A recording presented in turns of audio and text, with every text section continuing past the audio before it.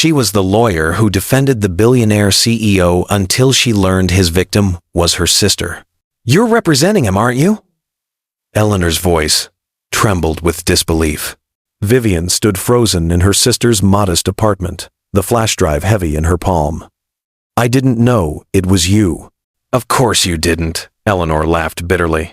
"The great Vivian Blackwood, defender of the wealthy and powerful. You never bothered to know anything about me." "Eleanor, he stole everything from me, Vivian. 3 years of my life's work, and now my own sister is going to help him get away with it." The truth hit Vivian like a physical blow. She had two choices: defend the billionaire who'd made her career, or stand up for the sister she'd abandoned long ago. Some decisions change everything. Before we dive deeper, ask yourself, if someone like Vivian could be hiding a truth this dark, how many other powerful people are? Subscribe now, because the next story like this might hit closer to home than you think. And if you won't, at least tell us why in the comments. Because staying silent says a lot. The courtroom fell silent as Vivian Blackwood rose from her seat. Her charcoal Armani suit was impeccable, her posture perfect, her expression unreadable. The opposing counsel visibly tensed. Everyone knew what was coming. "Your Honor," Vivian began, her voice clear and measured. "The prosecution has presented what they believe is compelling evidence against my client. But what they've actually presented is a carefully constructed narrative built on circumstantial evidence and emotional appeals." She moved toward the jury, making deliberate eye contact with each member. "The prosecution wants you to see a villain. I'm asking you to see the facts." For the next 17 minutes, Vivian systematically dismantled the prosecution's case.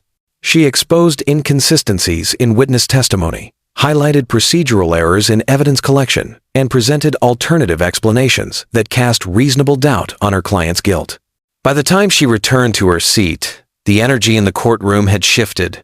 The jury members leaned forward, engaged. The prosecutor looked defeated. Vivian's client, a hedge fund manager accused of insider trading, squeezed her arm in gratitude.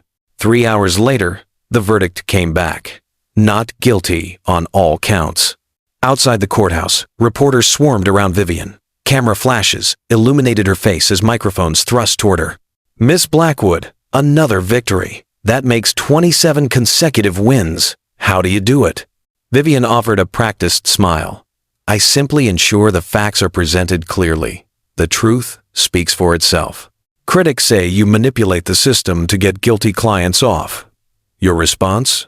Everyone deserves a robust defense. Our justice system is built on that principle." Her voice remained steady, unperturbed. "Now, if you'll excuse me." Her driver opened the door to a sleek black Mercedes. As the car pulled away from the courthouse, Vivian's phone buzzed with congratulatory messages from colleagues and clients. She scrolled through them with detached interest, then set the phone aside and gazed out the window. The city skyline reflected her career. Towering, impressive, untouchable. At 40, Vivian Blackwood had become a legend in legal circles. The fixer, they called her. The attorney who could make even the most damning evidence disappear. Her client list included Fortune 500 CEOs, politicians, celebrities, and anyone else who could afford her astronomical fees. The car pulled up to her penthouse building. The doorman greeted her by name, and the elevator whisked her to the top floor. Inside her apartment, floor-to-ceiling windows offered a panoramic view of the city she'd conquered. Vivian kicked off her heels and poured herself a glass of 30-year-old scotch. The amber liquid caught the light as she raised it in a silent toast to another victory, another addition to her perfect record. The penthouse was immaculate, all clean lines, neutral tones, and carefully curated art. Everything in its place, everything controlled, just like her life. She moved to her home office and opened her laptop. 3 new case inquiries had arrived during the trial, all high profile, all lucrative, all from people who needed problems to disappear. This was Vivian's world, a realm of power, privilege, and moral flexibility. She had mastered the art of compartmentalization, separating legal ethics from personal ethics until the line between them blurred into non-existence. Her phone rang. The caller ID displayed Harrison Westbrook, the managing partner of Westbrook and Associates, where Vivian had been a senior partner for 12 years. "Harrison," she answered. I assume you've heard the verdict. Spectacular work as always, Vivian. His voice carried the polished tone of old money and Ivy League education. The client is ecstatic. The firm is ecstatic. The partners want to take you to dinner at the Capitol tomorrow to celebrate. I appreciate the offer, but I have preparations for the Donovan case next week. Harrison chuckled. All work and no play, Vivian. That's why you're the best. But there's something else I'd like to discuss. A new case has come in. High priority. The client specifically requested you. Vivian took a sip of scotch. I'm listening. Maxwell Reed. The name caught her attention. Maxwell Reed, founder and CEO of Nexus Innovations, one of the most valuable tech companies in the world. A visionary who had transformed artificial intelligence from science fiction into everyday reality. What's the situation? She asked. Intellectual property theft allegations. A former employee claims Reed stole her algorithm and is passing it off as his own. She's filed a lawsuit seeking damages in the hundreds of millions. Number 3. Interesting. Vivian moved to her desk, already making mental notes. Send me the preliminary documents. I'll review them tonight. They're already in your inbox. Reed wants to meet as soon as possible. He's concerned about the potential publicity. I'll look it over and let you know my thoughts in the morning. After hanging up, Vivian opened her email and downloaded the file. The plaintiff's name caught her eye. Eleanor Winters. Something about the name tugged at her memory, but she dismissed it. In a city of millions, coincidences happened. She continued scanning the documents, noting key details about the case. Eleanor Winters had worked at Nexus Innovations for 3 years as a lead programmer in their AI division. 6 months ago, she had been terminated. 2 weeks later, Nexus announced a breakthrough AI algorithm that, according to the lawsuit, bore striking similarities to Winters' work. Vivian's analytical mind began dissecting potential strategies. The case had merit on its surface, but with the right approach, they could win. A large corporation against a former employee. The power imbalance alone tilted the scales in their favor before they even entered a courtroom. Her phone buzzed with a text message from an unknown number. Miss Blackwood, Maxwell Reed here. Harrison shared your contact. Would appreciate discussing my case privately. Dinner tomorrow? The Meridian, 8 p.m. The Meridian was the most exclusive restaurant in the city, requiring reservations months in advance, unless you were Maxwell Reed, whose net worth exceeded $11 billion. Vivian texted back, Mr. Reed, I'll be there. Looking forward to discussing your case. She returned to the documents, reading more about Eleanor Winters, MIT graduate, specialization in machine learning, multiple patents before joining Nexus. Impressive credentials for someone Vivian had never heard of. The next evening, Vivian arrived at the Meridian precisely at 8. Her tailored charcoal suit projected the confidence and authority that had become her trademark. The maitre d' recognized her immediately. Miss Blackwood, Mr. Reed is waiting for you in the private dining room. She followed him through the main dining area, where conversations hushed briefly as diners recognized her. Vivian was accustomed to the attention. Her reputation preceded her everywhere she went. The private dining room was intimate, with a single table positioned near a window overlooking the city. Maxwell Reed rose as she entered. In person, he matched his public image, tall, fit, with salt and pepper hair and the confident bearing of a man accustomed to getting his way. Miss Blackwood, he extended his hand. A pleasure to finally meet the legendary fixer in person. Vivian shook his hand firmly. Mr. Reed, I've reviewed the preliminary documents. We have our work cut out for us. Reed's smile faltered slightly. Please, call me Max. And yes, this situation is unfortunate, but nothing someone of your caliber can't handle, I'm sure. They sat, and a sommelier appeared with a bottle of wine that Vivian recognized as a rare vintage worth thousands. Reed ordered for both of them without consulting her, a small power play she noted but didn't challenge. So, Reed began after the sommelier departed, what's your initial assessment? The plaintiff has constructed a compelling narrative. Vivian replied. The timing of her termination coinciding with your algorithm's unveiling creates an optics problem. But optics aren't evidence. Reed nodded. Eleanor Winters was a promising hire who ultimately couldn't deliver. The algorithm in question was developed by my team. She had minimal input, but is now claiming credit. And her termination? Corporate restructuring. We let go of 15 employees that quarter. She claims you threatened her when she confronted you about the algorithm. Reed's expression hardened momentarily before relaxing into practiced contrition. Miss Winters was emotional during her exit interview. She misinterpreted my words. I simply reminded her of her confidentiality agreement. Throughout dinner, Reed continued outlining his version of events, how Winters had been a mediocre programmer with an inflated sense of her contributions, how she had become vindictive after being terminated, how the lawsuit was nothing more than an attempt at extortion. Vivian listened carefully, noting not just what Reed said, but how he said it. The slight tension in his jaw when discussing certain topics. The calculated pauses before specific denials. The way his eyes never quite met hers when mentioning the algorithm's development timeline. By dessert, Vivian had formed her initial assessment. Reed was hiding something.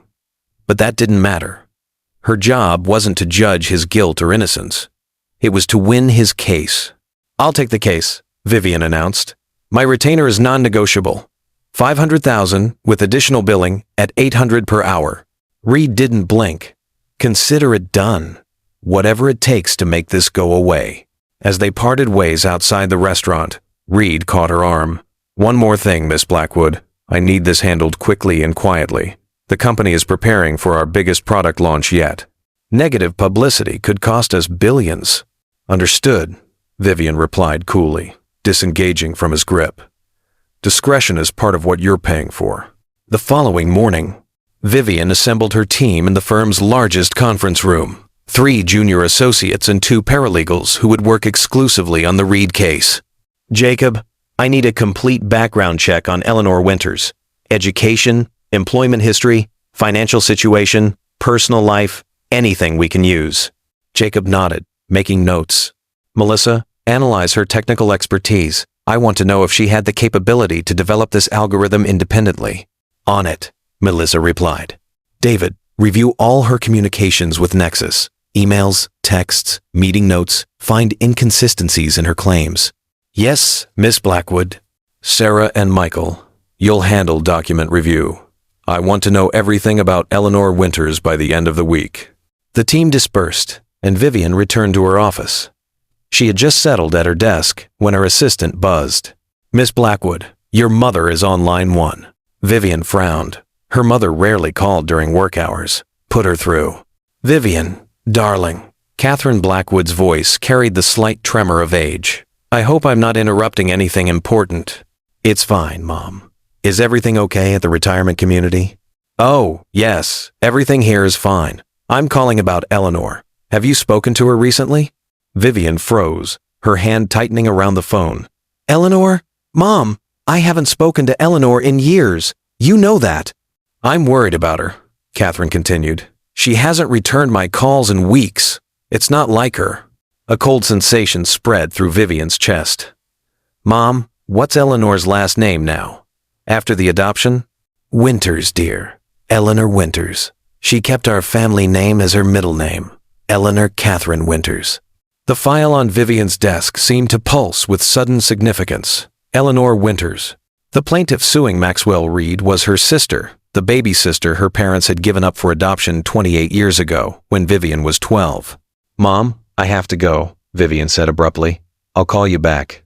Hanging up, Vivian stared at the wall, memories flooding back. Eleanor had been an unexpected late-life pregnancy for her parents.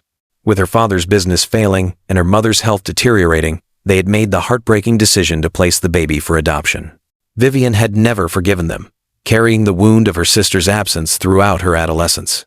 15 years ago, Eleanor had found them. By then, Vivian was in law school, focused entirely on her career. Their reunion had been awkward, stilted. Vivian, unable to process the complicated emotions, had kept her distance, maintaining only sporadic contact over the years. Their last conversation had been a brief, perfunctory birthday call nearly 2 years ago.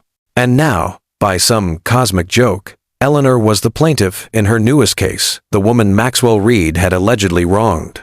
Vivian pulled Eleanor's file from the stack her team had compiled. The photograph confirmed what she already knew. The plaintiff was indeed her sister. Eleanor's resume was impressive. MIT graduate, specialization in machine learning, multiple patents to her name before joining Nexus Innovations. According to the file, Eleanor had worked at Nexus for 3 years, leading a small team developing advanced AI algorithms. 6 months ago, she had been terminated. 2 weeks later, Nexus announced a revolutionary AI system that bore striking similarities to Eleanor's documented work. If you felt that drop in your stomach just now, that's your conscience reacting. Don't just feel it and scroll away. Hit subscribe. Because too many people ignore stories like this until they're living one. And if you won't, comment below and tell us what made you turn away. We'll wait. Vivian's hands trembled as she closed the file. She had 2 options: recuse herself from the case due to conflict of interest, or continue representing Reed without disclosing her relationship to the plaintiff. The ethical choice was clear, but something held her back, a need to understand what had really happened between her sister and Maxwell Reed. That evening, Vivian drove to an address in the unfashionable east side of the city. Eleanor's apartment building was modest, but well-maintained, a far cry from the luxury condominiums where Vivian's usual clients resided. She hesitated before knocking, suddenly aware of how strange this would appear. After years of minimal contact, she was showing up unannounced at her sister's door, while representing the man Eleanor was suing. The door opened to reveal Eleanor, thinner than Vivian remembered, dark circles under her eyes. Recognition, followed by confusion, crossed her face. "Vivian, what are you doing here?" "May I come in?" Vivian asked, her professional composure momentarily abandoned. Eleanor stepped aside wordlessly. The apartment was small but tidy, filled with books and plants. A whiteboard covered in complex equations dominated one wall. "I just found out," Vivian began awkwardly, "about your lawsuit against Maxwell Reed." Eleanor's expression hardened. "How did you understanding?" dawned in her eyes. "You're representing him, aren't you?" Vivian nodded, unable to deny it. "Of course you are," Eleanor laughed bitterly. "The great Vivian Blackwood, defender of the wealthy and powerful. Why am I not surprised?" "I didn't know it was you," Vivian said defensively. "I just discovered the connection today." "And now what? You've come to convince me to drop the case? Offer me a settlement?" Eleanor crossed her arms. "Or maybe you're here to gather intelligence for your client?" "I came because you're my sister," Vivian replied, the word feeling strange on her tongue after so many years of distance. Eleanor's laugh was hollow. "Sister? Is that what we are?" "We share DNA, Vivian, but we've never been sisters. Not really." The truth of the statement stung. "I know, I've been absent, but that doesn't mean I don't care." "Care?" Eleanor's voice rose. "If you cared, you might have called more than once every few years. You might have visited when I graduated from MIT, or when I got my first patent. You might have been there when I needed family." Vivian had no defense against these accusations. "You're right. I've been a terrible sister, but I'm here now, and I need to understand what happened between you and Reed."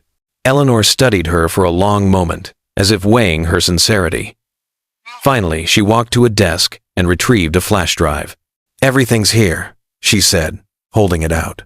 "My original code, documentation of my work, emails with Reed, recordings of meetings where I presented my findings. He stole 3 years of my life's work, Vivian. He took my algorithm, fired me, and is now marketing it as his own creation." Vivian took the flash drive, its small weight suddenly significant. "Why didn't you go to the press?" "I signed an NDA," Eleanor replied. "And Reed made it clear what would happen if I violated it. He has resources I can't match, connections I don't have. The lawsuit is my only recourse." "And your lawyer? Who's representing you?" "Marcus Daniels. Small firm, but he believes in my case." Eleanor's eyes narrowed. "He's not you, of course. Doesn't have your resources or reputation.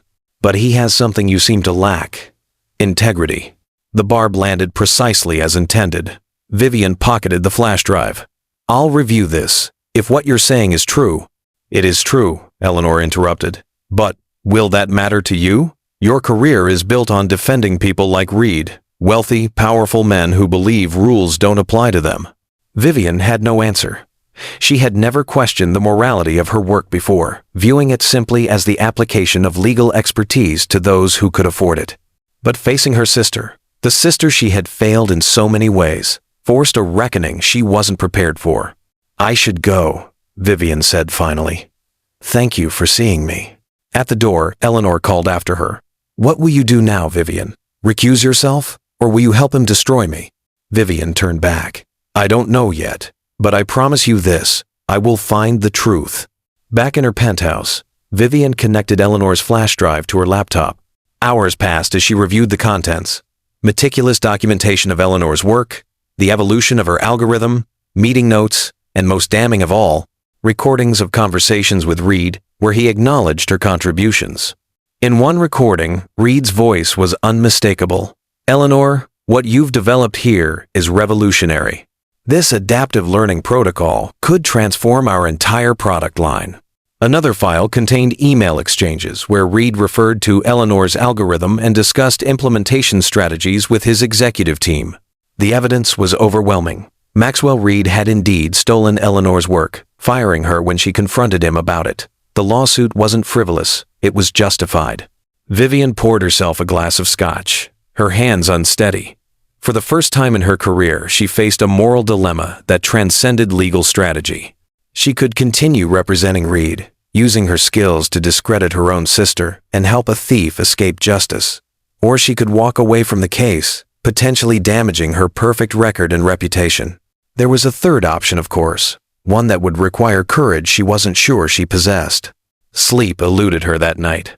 Vivian tossed in her king-size bed, memories surfacing that she'd long suppressed.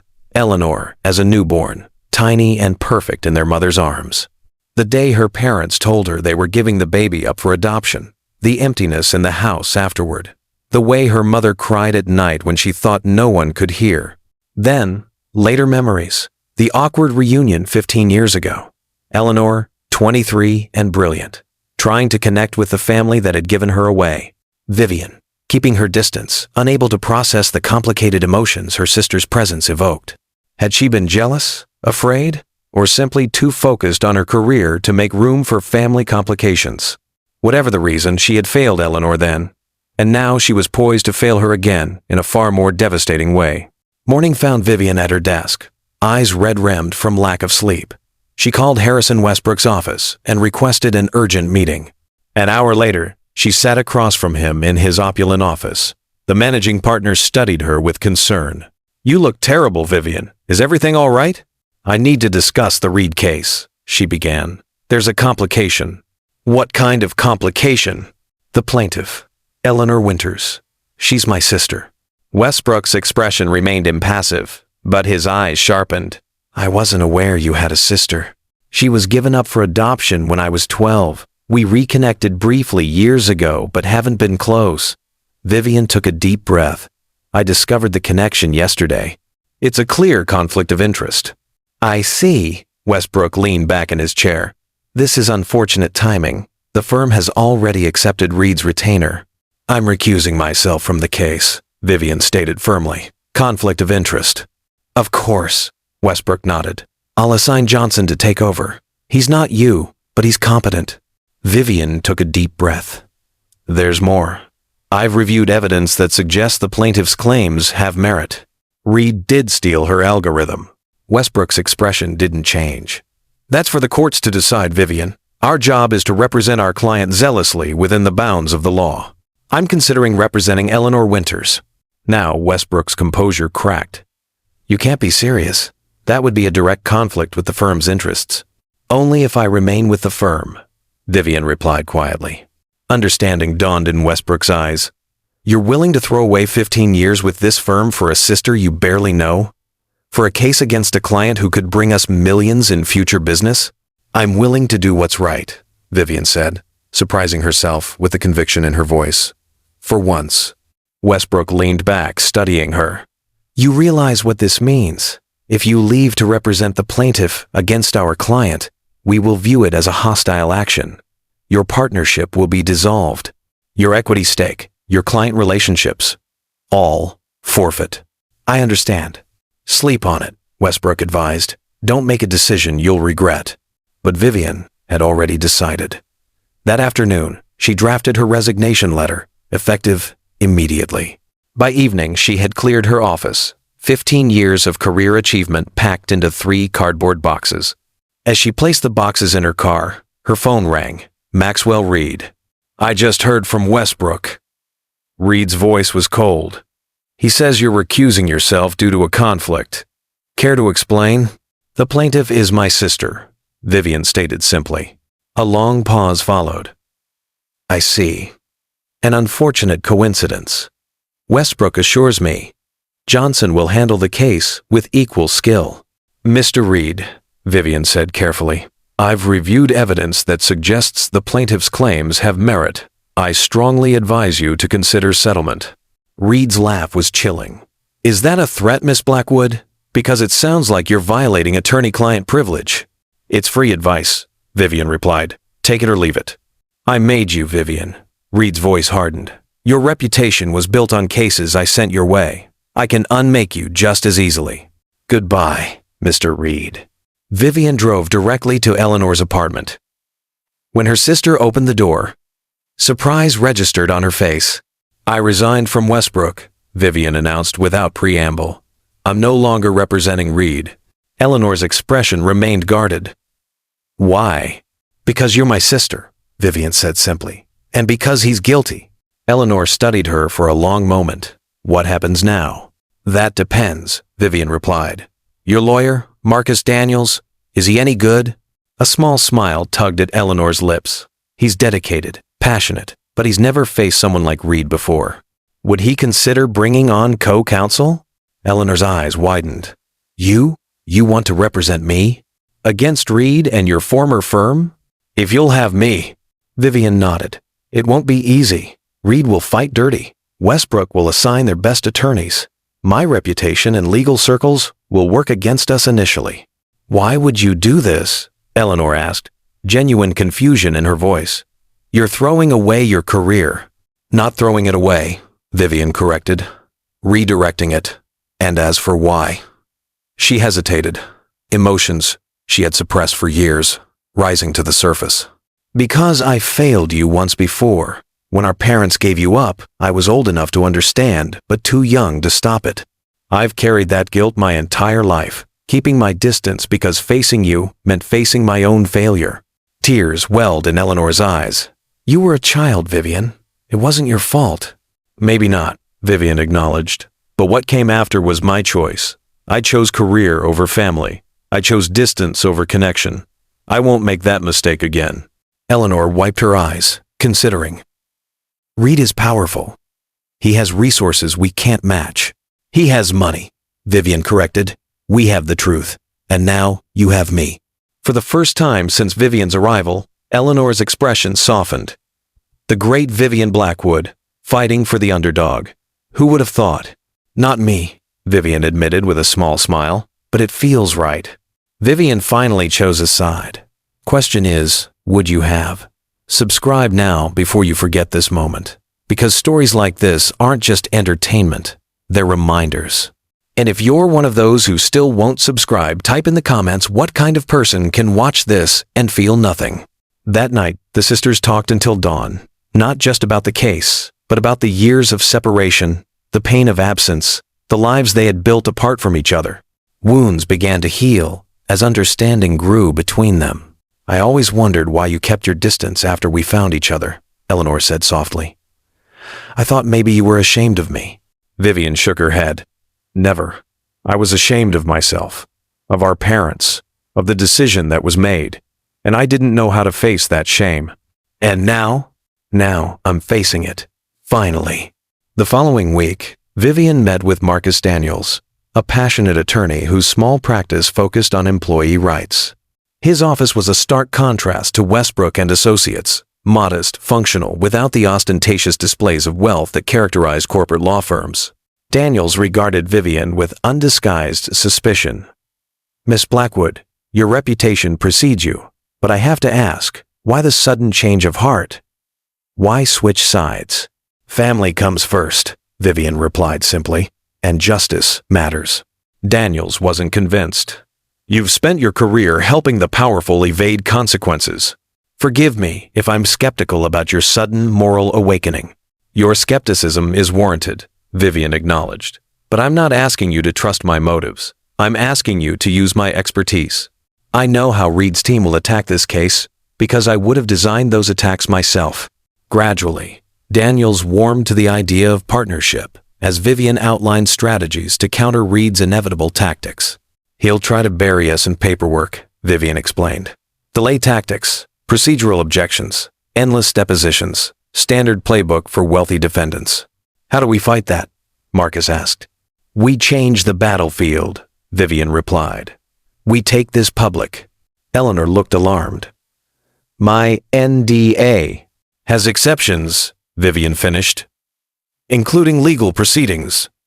We'll be careful, but strategic publicity will pressure Reed where he's most vulnerable, his public image.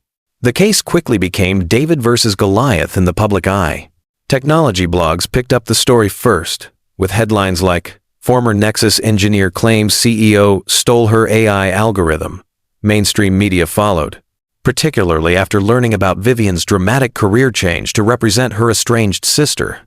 Tech billionaire accused of stealing female engineers' work made front-page news, with additional interest generated by the personal angle of the story.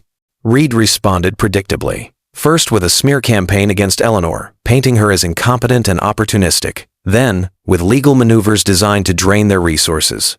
Westbrook and Associates assigned 3 senior partners to the case, filing motion after motion to dismiss. The system protects power unless people like you pay attention. Subscribing might seem small, but it keeps stories like this alive. If you stay quiet, you're helping the silence win. Prove you're not part of that subscribe, or explain in the comments why you're okay watching justice get buried. Through it all, Vivian and Eleanor stood firm, their sisterly bond strengthening under pressure. When Reed's team leaked Eleanor's college medical records showing therapy for anxiety, attempting to portray her as mentally unstable, Vivian held her sister as she cried, then crafted a response that turned the invasion of privacy into a public relations disaster for Reed. They're trying to shame you for seeking help, Vivian told Eleanor. We're going to show the world how desperate and unethical that is. Their press statement was measured but devastating. When powerful men can't attack the facts, they attack the person. Mr. Reed's decision to violate Miss Winter's medical privacy demonstrates the lengths he will go to avoid addressing the actual evidence in this case. The public backlash was immediate. Tech industry leaders condemned the tactic. Women in STEM rallied around Eleanor. Stand with Eleanor began trending on social media. But the legal battle remained uphill. Vivian had liquidated investments to fund their fight, but Reed's resources seemed limitless. Westbrook and Associates filed motion after motion, each requiring extensive responses that drained time and money. They're trying to exhaust us, Marcus observed one night as the 3 of them worked late in his office. It's working, Eleanor admitted. I'm exhausted. Vivian squeezed her sister's hand. That's their strategy. They want us to settle for pennies just to make this end. Maybe we should, Eleanor said quietly. This is consuming our lives. No, Vivian's voice was firm. Reed needs to be held accountable. Not just for you, but for everyone else he's done this to. You think there are others? Marcus asked. People like Reed don't steal just once, Vivian replied. Success emboldens them. Her words proved prophetic. As the case gained publicity, other former Nexus employees began reaching out. Engineers and programmers with similar stories of having their work appropriated without credit or compensation. None had Eleanor's documentation, but their testimonies formed a pattern that strengthened her case. Technical experts analyzed the algorithm, confirming Eleanor's authorship based on coding style and methodology. Reed's carefully constructed image began to crumble. Investors grew nervous. Nexus stock fluctuated with each new development in the case. Then came the breakthrough. A whistleblower from within Nexus provided emails between Reed and his executive team, explicitly discussing how to appropriate Eleanor's work while minimizing legal exposure. Eleanor's algorithm is the foundation of the new system, Reed had written. But we need to obscure that connection, restructure the code enough to claim independent development, then terminate her before the announcement. The night after receiving this evidence, Vivian received a call from Harrison Westbrook himself. Reed wants to settle, he said without preamble. $20 million, non-disclosure agreement, no admission of wrongdoing. Not enough, Vivian replied calmly. We want $50 million, public acknowledgement of Eleanor's contribution, and her name on the patent. That's ridiculous, Westbrook scoffed. Reed will never agree. Then we'll see him in court, Vivian said, with our new evidence. 2 days later, Westbrook called back. Reed had agreed to $40 million, acknowledgement of Eleanor's work, and shared patent rights. The case was over. In Eleanor's apartment, the sisters celebrated with cheap champagne, laughing as they toasted their victory with mismatched mugs. To justice, Eleanor said, raising her mug. To new beginnings, Vivian added. What will you do now? Eleanor asked, as the celebration quieted. Your old firm won't take you back. Vivian smiled, a genuine smile that reached her eyes. I'm thinking of starting my own practice. Focus on intellectual property rights, employee advocacy, cases that matter. Sounds like you'll need a technical consultant, Eleanor mused. Someone who understands complex algorithms. Know anyone qualified? Vivian asked with a grin. Eleanor raised her mug. To new beginnings, professional and personal. To family, Vivian added softly, the one we choose to build. As they clinked their makeshift champagne glasses, Vivian realized that in losing her carefully constructed career, she had found something far more valuable, her sister, her conscience, and a path forward that finally felt authentic. The following morning, as dawn broke over the city, Vivian began drafting plans for Blackwood and Winters, a new kind of law firm built on principles rather than profit. The journey ahead would be challenging, but for the first time in her life, Vivian wasn't walking it alone. She glanced at her phone as it buzzed with a text from Eleanor. Coffee and strategy session at 10? I have ideas for the firm logo. Vivian smiled and replied, Perfect. Bring your appetite. I'm making breakfast. As she set her phone down, Vivian noticed an email notification from a journalist requesting an interview about her career change. The subject line read, From defender of the powerful to champion of the wronged, your story. Her story. For so long, Vivian's story had been about winning at all costs, about climbing to the top regardless of who got stepped on along the way. Now she was writing a different narrative, one of redemption, of choosing right over easy, of reconnecting with the sister she had abandoned. The transition wouldn't be smooth. Already, former colleagues were distancing themselves. Former clients were canceling meetings. The legal community was buzzing with speculation about her breakdown or midlife crisis. No one believed that Vivian Blackwood, the fixer, had simply found her conscience. But for every door that closed, new ones were opening. Marcus Daniels had offered to share his office space until they found their own. 3 of the former Nexus employees who had come forward during Eleanor's case had reached out about potential intellectual property claims. A women's tech collective had invited Eleanor to speak about her experience, with Vivian joining to discuss legal protections for innovators. There was a knock at her door. Vivian checked the time. Too early for Eleanor. She opened the door to find a courier with a large envelope. Vivian Blackwood? The courier asked. Yes. Package from Maxwell Reed. Vivian accepted the envelope warily. Inside was a single sheet of paper, a letter on Nexus Innovations letterhead. Miss Blackwood, it read, While our recent interactions have been adversarial, I've always respected your intelligence and determination. Those qualities were simply directed against me rather than for me this time. I underestimated both you and your sister. A rare miscalculation on my part. I don't make the same mistake twice. Consider this a warning. Your new venture will be watched closely. Choose your battles wisely. M.R. Vivian folded the letter and placed it in her desk drawer. Reed's threat was clear, but it didn't frighten her. She had faced down one of the most powerful men in the tech industry and won. Whatever came next, she would handle it, with her sister by her side. When Eleanor arrived 2 hours later, Vivian had prepared a feast. Pancakes, fresh fruit, coffee, and orange juice. The sisters sat at Vivian's dining table, laptops open, planning their future. I've been thinking about our focus, Eleanor said, sipping her coffee. There are so many cases like mine. People whose intellectual property has been stolen by corporations they worked for. Especially in tech, Vivian agreed. The power imbalance is extreme. Exactly. And most people don't have the resources to fight back. Or the evidence, Vivian added. You were exceptional in documenting everything. Eleanor smiled. Paranoia has its benefits, but most people aren't that careful. Which is why we need to educate them. Vivian said, excitement building, workshops for tech workers on protecting their intellectual property, seminars on documentation, legal clinics for those who can't afford representation. A holistic approach, Eleanor nodded. Not just litigation, but prevention and education.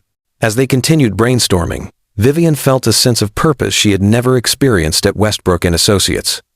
There, success was measured in billable hours and victory at all costs. Here, success would mean actually helping people, making a difference in their lives. "Oh, I almost forgot," Eleanor said, reaching into her bag. "I brought something for you." She handed Vivian a small wrapped package. Inside was a framed photograph, a baby Eleanor in their mother's arms, with 12-year-old Vivian standing beside them, looking down at her baby sister with wonder. "Mom sent it to me years ago," Eleanor explained. "I thought you might want it for your new office." Vivian traced the image with her finger, emotion tightening her throat. "I remember this day. You were just a week old. I was so excited to have a sister. And now you do," Eleanor said softly. "Again." The weeks that followed were a whirlwind of activity. Vivian and Eleanor secured a modest office space, recruited a small staff, and launched Blackwood and Winters with a clear mission: to protect innovators from corporate theft and exploitation. Their first clients were former Nexus employees, emboldened by Eleanor's victory. Then came referrals, engineers, programmers, designers, all with similar stories of having their work appropriated without proper credit or compensation. Not every case was winnable. Not every potential client had Eleanor's meticulous documentation. But Vivian approached each situation with the same determination and strategic thinking that had made her the fixer. Only now, she was fixing injustice rather than helping the powerful escape it. 3 months after founding their firm, Vivian received an unexpected visitor. She looked up from her desk to see Harrison Westbrook standing in her office doorway. "Harrison," she said, surprised. "This is unexpected." "I was in the neighborhood," he replied, glancing around her modest office with barely concealed disdain. "Quite a step down from your corner office at Westbrook." "Depends on your perspective," Vivian gestured to a chair. "What can I do for you?" Westbrook sat, adjusting his bespoke suit. "I've been following your progress. You've made quite a splash in certain circles. We're doing good work." "Yes, well, that's actually why I'm here." Westbrook leaned forward. "One of our clients is concerned about a potential case you've taken on. Artemis Technologies." Vivian kept her expression neutral. Artemis Technologies was a pharmaceutical giant currently being sued by a former researcher who claimed the company had stolen his cancer treatment protocol. "What about it?" "The client would prefer this matter be resolved quietly. They're prepared to offer a generous settlement." "To whom? My client or your firm?" Westbrook's smile tightened. "Both, potentially. $5 million to your client, a consulting contract for you personally, $1 million per year, minimal obligations." "A bribe, in other words." "A mutually beneficial arrangement," Westbrook corrected. "You were always pragmatic, Vivian. This crusade of yours is admirable, but surely you miss certain comforts." Vivian stood. "Thank you for stopping by, Harrison. Please tell Artemis that my client's initial settlement demand stands. $50 million, full credit for the protocol, and a public apology." Westbrook sighed as he rose. "I had hoped you might be reasonable. This path you've chosen, it won't end well. You're making powerful enemies." "I'm making a difference," Vivian replied. "Something I never did at Westbrook." After he left, Eleanor entered the office. "Was that Harrison Westbrook I just saw leaving?" "Yes. Apparently we've become concerning enough that they're trying to buy us off." Eleanor sat in the chair Westbrook had vacated. "Are we in trouble?" "No," Vivian smiled. "We're making progress." 6 months after founding Blackwood and Winters, the firm had grown to include 5 attorneys and a support staff of 10. They had won 3 significant cases and settled 5 others favorably. Their reputation was growing, not as the most powerful firm or the most profitable, but as the most principled. One evening, as Vivian was preparing to leave the office, her phone rang. The caller ID showed Catherine Blackwood. "Mom?" Vivian answered. "How are you?" "I'm well, dear. I just wanted to tell you that I saw your interview in the Times. about your new firm. Oh? What did you think? There was a pause. I'm proud of you, Vivian. Of both my daughters. What you're doing together. It's important work. Vivian felt a lump in her throat. Thank you, Mom. That means a lot. I've been thinking, Catherine continued, about when we gave Eleanor up. It was the biggest mistake of my life. I've regretted it every day since. Mom, you don't have to. No, I need to say this. We thought we were doing what was best for her. Your father's business was failing. My health was poor. We convinced ourselves she would have a better life with another family. Catherine's voice broke. But we were wrong. We should have found a way to keep our family together. Vivian closed her eyes, memories washing over her. I was so angry with you and Dad. For years. I know, sweetheart. You had every right to be. But now I understand better. How complicated life can be. How sometimes there are no perfect choices. The important thing, Catherine said, is that you and Eleanor found each other again. You're rebuilding what was broken. That's a gift I never thought we'd have. After hanging up, Vivian sat in her darkened office, reflecting on the journey that had brought her here. From the ambitious young attorney who cared only about winning, to the woman who had sacrificed her career to stand by her sister. From the fixer who helped the powerful escape consequences, to the advocate who held them accountable. The transformation hadn't been easy. There were still moments when she missed her old life, the prestige, the luxury, the simplicity of not questioning the morality of her work. But those moments were growing rarer. Her phone buzzed with a text from Eleanor. Dinner at my place tonight? Marcus and the team are coming over to celebrate the Artemis settlement. Vivian smiled and replied, wouldn't miss it. As she gathered her things to leave, Vivian glanced at the framed photograph on her desk. Baby Eleanor and 12-year-old Vivian, the beginning of a sisterhood interrupted but ultimately reclaimed. Beside it stood a newer photo, Vivian and Eleanor at the opening of their firm, arms around each other, smiling with the confidence of women who had faced down a giant and won. 1 year after the Reed case, Blackwood and Winters had established itself as a formidable presence in intellectual property law. They had expanded to a larger office, hired additional staff, and taken on increasingly high-profile cases. Maxwell Reed had made good on his implied threat, using his influence to create obstacles for the firm. Potential clients were warned away. Witnesses were pressured to remain silent. Resources were mysteriously withdrawn. But for every door Reed closed, Vivian and Eleanor found another way forward. Their reputation for integrity and results spoke louder than Reed's whisper campaign. Their willingness to take on cases other firms wouldn't touch earned them loyal clients and dedicated allies. On the anniversary of their victory against Reed, the sisters met for dinner at the Meridian, the same exclusive restaurant where Vivian had first met with Reed to discuss his case. Quite a statement, choosing this place, Eleanor observed as they were seated. I thought it fitting, Vivian replied. A reminder of how far we've come. They ordered champagne, and when it arrived, Vivian raised her glass to 1 year of Blackwood and Winters. To family, Eleanor added, the one we chose to build. As they clinked glasses, Vivian reflected on the transformation of her life. She had lost her partnership at a prestigious firm, her luxury penthouse, her reputation as an undefeated attorney. But she had gained something far more valuable, a sister, a purpose, and the knowledge that she was finally using her talents for good. Any regrets? Eleanor asked, as if reading her thoughts. Vivian considered the question. None, she said finally. For the first time in my life, I'm exactly where I'm supposed to be. Outside the restaurant, the city lights glittered against the night sky.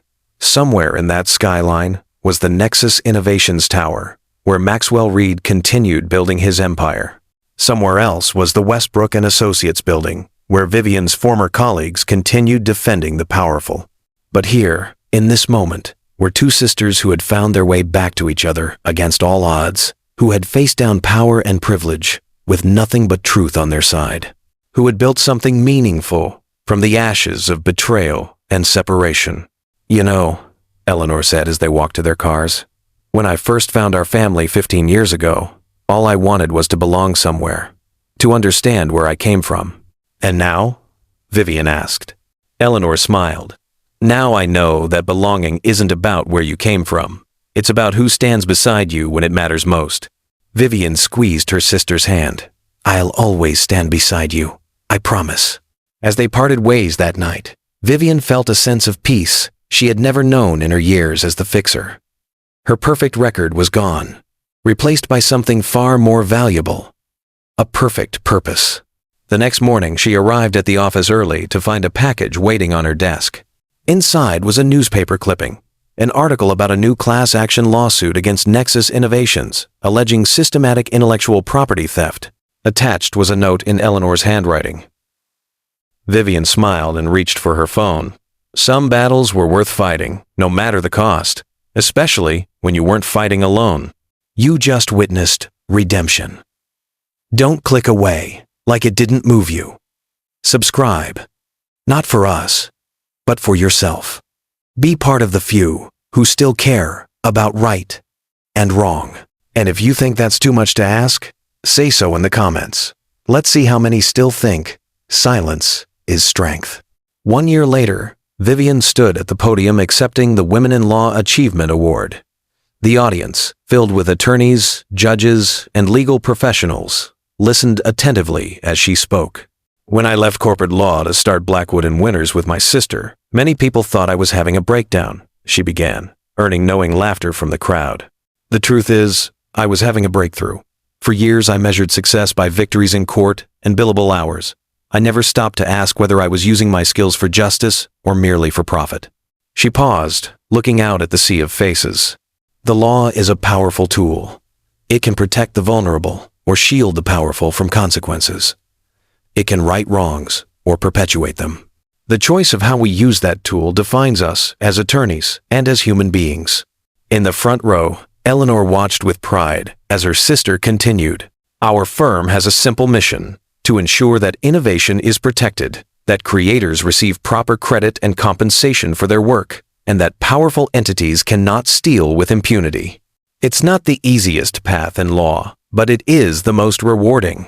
As applause filled the room, Vivian caught Eleanor's eye and smiled.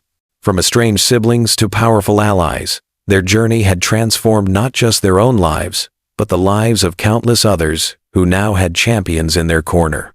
Outside the venue, a reporter approached Vivian. Miss Blackwood, some say your firm's success is merely a personal vendetta against Maxwell Reed. How do you respond? Vivian smiled.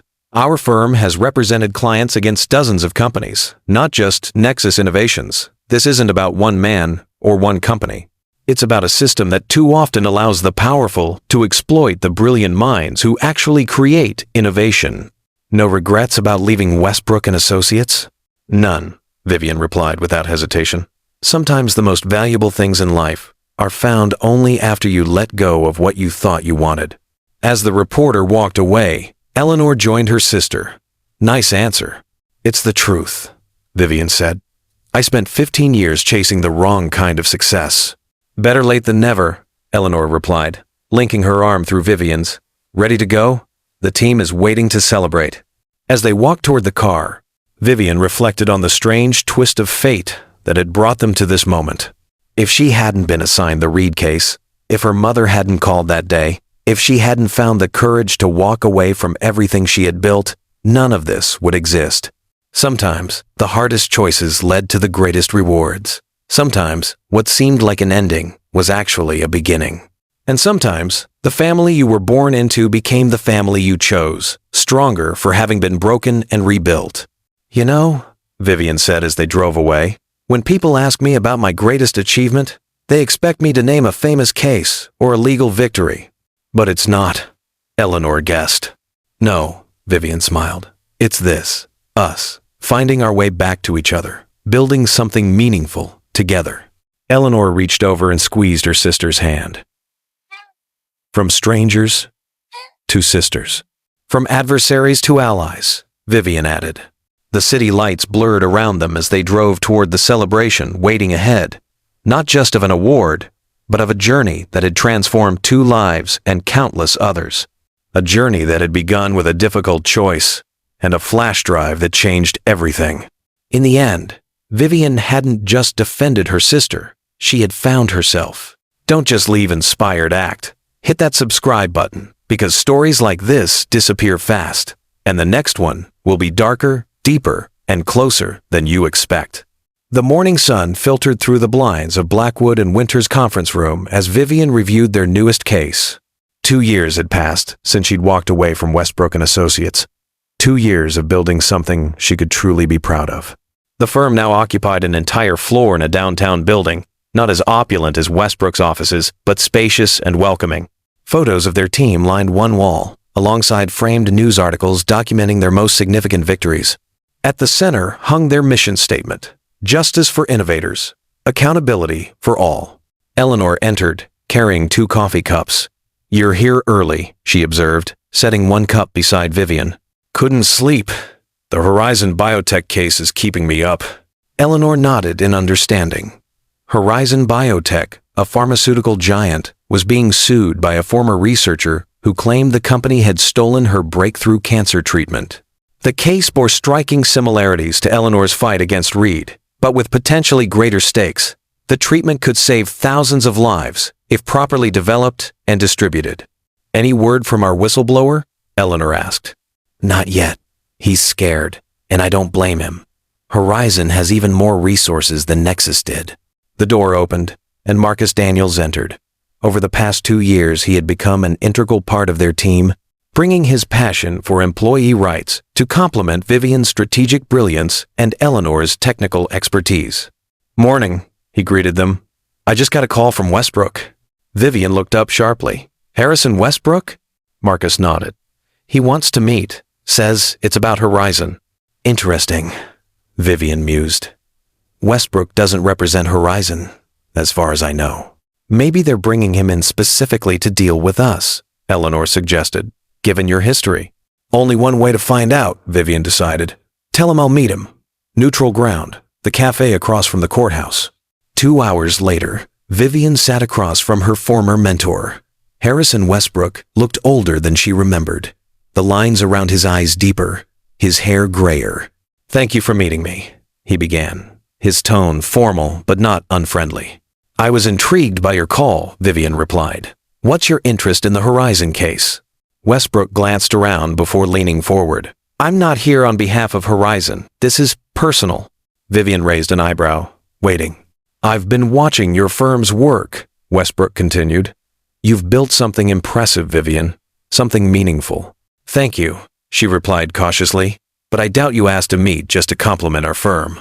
Westbrook smiled faintly, direct as always. "No, I'm here because I have information about Horizon that might help your case." Now Vivian was genuinely surprised. "Why would you help us?" Westbrook was silent for a moment, seemingly weighing his words.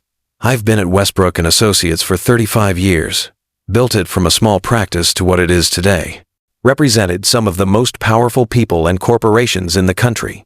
He paused, looking down at his coffee. "And lately, I've been wondering what it all amounts to. What legacy I'm leaving behind." "A crisis of conscience?" Vivian asked, not unkindly. "Perhaps," Westbrook acknowledged, "or maybe just the perspective that comes with age, watching you walk away from everything you'd built to do what you believed was right. It made an impression, Vivian. More than I admitted at the time." He reached into his briefcase and withdrew a flash drive, an echo of the one Eleanor had given Vivian 2 years earlier. "Horizon approached our firm 6 months ago. They wanted us to handle a potential intellectual property dispute. During our due diligence, we discovered some troubling information. Internal communications suggesting they were well aware that Dr. Lydia Chen developed the treatment they're now claiming as their own."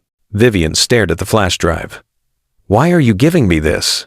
"Because Dr. Chen's treatment could save lives, thousands of them. And because Horizon plans to price it so high that most patients won't be able to afford it." Westbrook pushed the drive across the table. "Sometimes, doing the right thing matters more than client confidentiality." "You could be disbarred for this," Vivian said quietly.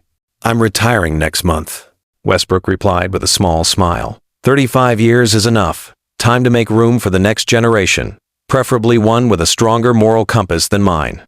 As Vivian reached for the drive, Westbrook added, "There's something else you should know. Maxwell Reed, sits on Horizon's board. He's been particularly vocal about fighting this case by any means necessary. Read again, Vivian murmured. Some enemies never go away. Be careful, Vivian. Reed hasn't forgotten what you and your sister did to him. This isn't just business for him. It's personal. Back at the office, Vivian shared the unexpected development with Eleanor and Marcus. Can we trust him? Eleanor asked skeptically. This could be a trap. It could be, Vivian acknowledged. But my instinct says he's genuine. Westbrook has many flaws, but he's never been deliberately deceptive. They connected the flash drive to a secure computer and began reviewing its contents. The evidence was damning. Emails, research notes, and meeting minutes clearly showing that Horizon executives knew Dr. Chen had developed the treatment independently and had systematically worked to push her out while appropriating her research. This is even worse than what Reed did to you, Marcus observed, looking at Eleanor. They're not just stealing intellectual property. They're potentially costing lives by delaying and restricting access to this treatment. We need to move quickly, Vivian decided, before Horizon realizes what Westbrook has done. The next few weeks were a whirlwind of activity. Armed with the new evidence, Blackwood and Winters filed amended complaints, gave strategic interviews to medical and legal publications, and prepared for the preliminary hearing. As expected, Horizon fought back aggressively. They hired 3 top law firms, filed countersuits against Dr. Chen for alleged violations of her employment contract, and launched a PR campaign portraying her as an unstable, credit-seeking subordinate who had made minor contributions to a team effort. The night before the preliminary hearing, Vivian worked late in her office. The case had consumed her, not just because of its importance, but because it represented everything her firm stood for: protecting innovators, holding powerful entities accountable, ensuring that life-saving discoveries weren't monopolized for profit. A knock at her door interrupted her thoughts. She looked up to see Eleanor. You should get some rest, her sister said. Tomorrow's a big day. Vivian smiled tiredly. Just reviewing our arguments one more time? Eleanor sat across from her. 2 years ago, I never would have imagined us here. Fighting another corporate giant, with our own firm, our own team. Having second thoughts? Vivian asked. Not for a second, Eleanor replied firmly. This is exactly where we're supposed to be. Vivian reached across the desk and squeezed her sister's hand. Remember when you asked if I had any regrets about leaving Westbrook? You said none. I was right, Vivian said softly. Even with all the challenges, all the late nights, all the threats from people like Reed, I wouldn't trade this for anything. The next morning, the courthouse steps were crowded with reporters, activists, and curious onlookers. The Horizon case had captured public attention, particularly after several cancer patient advocacy groups had joined the fight, highlighting how the company's actions could delay access to a potentially life-saving treatment. As Vivian, Eleanor, and Marcus approached the courthouse with Dr. Chen, a familiar figure appeared at the top of the steps. Maxwell Reed. Miss Blackwood, he called out, his voice carrying over the crowd. A word? Vivian hesitated, then turned to her team. Take Dr. Chen inside. I'll handle this. She approached Reed, maintaining a professional distance. Up close, he looked much as she remembered, impeccably dressed, confident. With that same calculating smile. Mr. Reed, this is unexpected. Is it? Reed replied. You're suing a company where I serve as a board member. A company that, coincidentally, competes directly with one of Nexus's healthcare subsidiaries. Some might call that harassment. Some might call it justice, Vivian countered, especially given the evidence we have. Reed's smile didn't waver, but his eyes hardened. Vivian, I admired your work once, your precision, your ruthlessness. You were a formidable ally. And now you're an inconvenience, one that's becoming increasingly costly to deal with. Is that a threat, Mr. Reed? An observation, he replied smoothly. You've made your point. You've built your little crusading firm. You've gotten your revenge for your sister. But this vendetta has gone far enough. This isn't about you, Reed, Vivian said firmly. It's about Dr. Chen and her life-saving treatment. It's about patients who deserve access to care. It's about right and wrong. Reed laughed, the sound devoid of humor. Right and wrong? The Vivian Blackwood I knew didn't concern herself with such quaint concepts. People change, Vivian replied. Sometimes for the better. Indeed they do, Reed agreed, his tone suddenly serious. Which is why I'm here to offer you a deal. Drop the Horizon case, and I'll ensure that Dr. Chen receives full credit for her work, plus a generous compensation package. Vivian studied him skeptically. Why would you make that offer? Because contrary to what you might believe, I'm not a monster. Chen's treatment has merit, properly developed. It could help millions, and be extremely profitable. And the catch? No catch. Just an end to this unnecessary conflict. You get what your client wants. Horizon avoids a PR disaster, and we all move forward. Vivian considered his words. I'll need to discuss this with my client and my team. Of course, Reed nodded. But don't take too long. Offers like this have expiration dates. Inside the courthouse, Vivian relayed the conversation to Eleanor, Marcus, and Dr. Chen. It's a trap, Eleanor said immediately. Reed doesn't make deals unless they benefit him somehow. I agree, Marcus added. There's something he's not telling us. Dr. Chen, who had remained quiet throughout the exchange, finally spoke. What if the treatment is the real target? What if he wants to acquire it for Nexus? Vivian's eyes widened as the pieces fell into place. That's it. Horizon is struggling financially. Their stock has dropped since our lawsuit went public. They're vulnerable. A hostile takeover, Eleanor realized. Reed wants us to settle quickly so Nexus can swoop in and acquire Horizon, along with your treatment. Dr. Chen's expression hardened. I didn't spend 7 years developing this treatment just to see it become another corporate asset. It needs to be accessible to everyone who needs it, not just those who can afford whatever price Reed decides to set. Then we proceed as planned, Vivian decided. We go to court, we present our evidence, and we fight for full control of the treatment to be returned to Dr. Chen. The preliminary hearing lasted 3 days. Horizon's attorneys, 6 of them against Blackwood, and Winter's 3, fought aggressively, challenging the admissibility of the evidence Westbrook had provided, questioning Dr. Chen's credibility, and attempting to portray the case as a simple employment dispute rather than intellectual property theft. But Vivian, Eleanor, and Marcus were prepared. They presented a compelling narrative backed by irrefutable evidence. They called former Horizon employees who corroborated Dr. Chen's claims. They demonstrated the technical similarities between her original research and Horizon's breakthrough. On the 3rd day, as Vivian delivered her closing argument, she noticed Reed sitting in the back of the courtroom, his expression unreadable. Your Honor, she concluded, this case is about more than intellectual property rights. It's about a life-saving medical treatment being held hostage by corporate greed. Dr. Chen developed this treatment to help cancer patients, not to enrich executives. We ask the court to recognize her rightful ownership and ensure that this treatment reaches those who need it most. The judge's ruling came faster than anyone expected. He granted a preliminary injunction preventing Horizon from further developing or marketing the treatment pending the outcome of the full trial. More significantly, he ordered all research materials returned to Dr. Chen immediately and expressed serious concerns about Horizon's conduct. Outside the courthouse, reporters swarmed around the Blackwood and Winters team. Dr. Chen, what will you do with the treatment now? One asked. Continue development through ethical channels, she replied, and ensure it's accessible to all patients, not just the wealthy. Miss Blackwood, is this personal for you, given your history with Maxwell Reed? Vivian met the reporter's gaze steadily. This case is about Dr. Chen and her groundbreaking work. It's about ensuring that innovations that can save lives aren't hidden away for profit. That's what our firm stands for, and yes, that's personal to me. As the crowd dispersed, Vivian noticed Reed watching from his car across the street.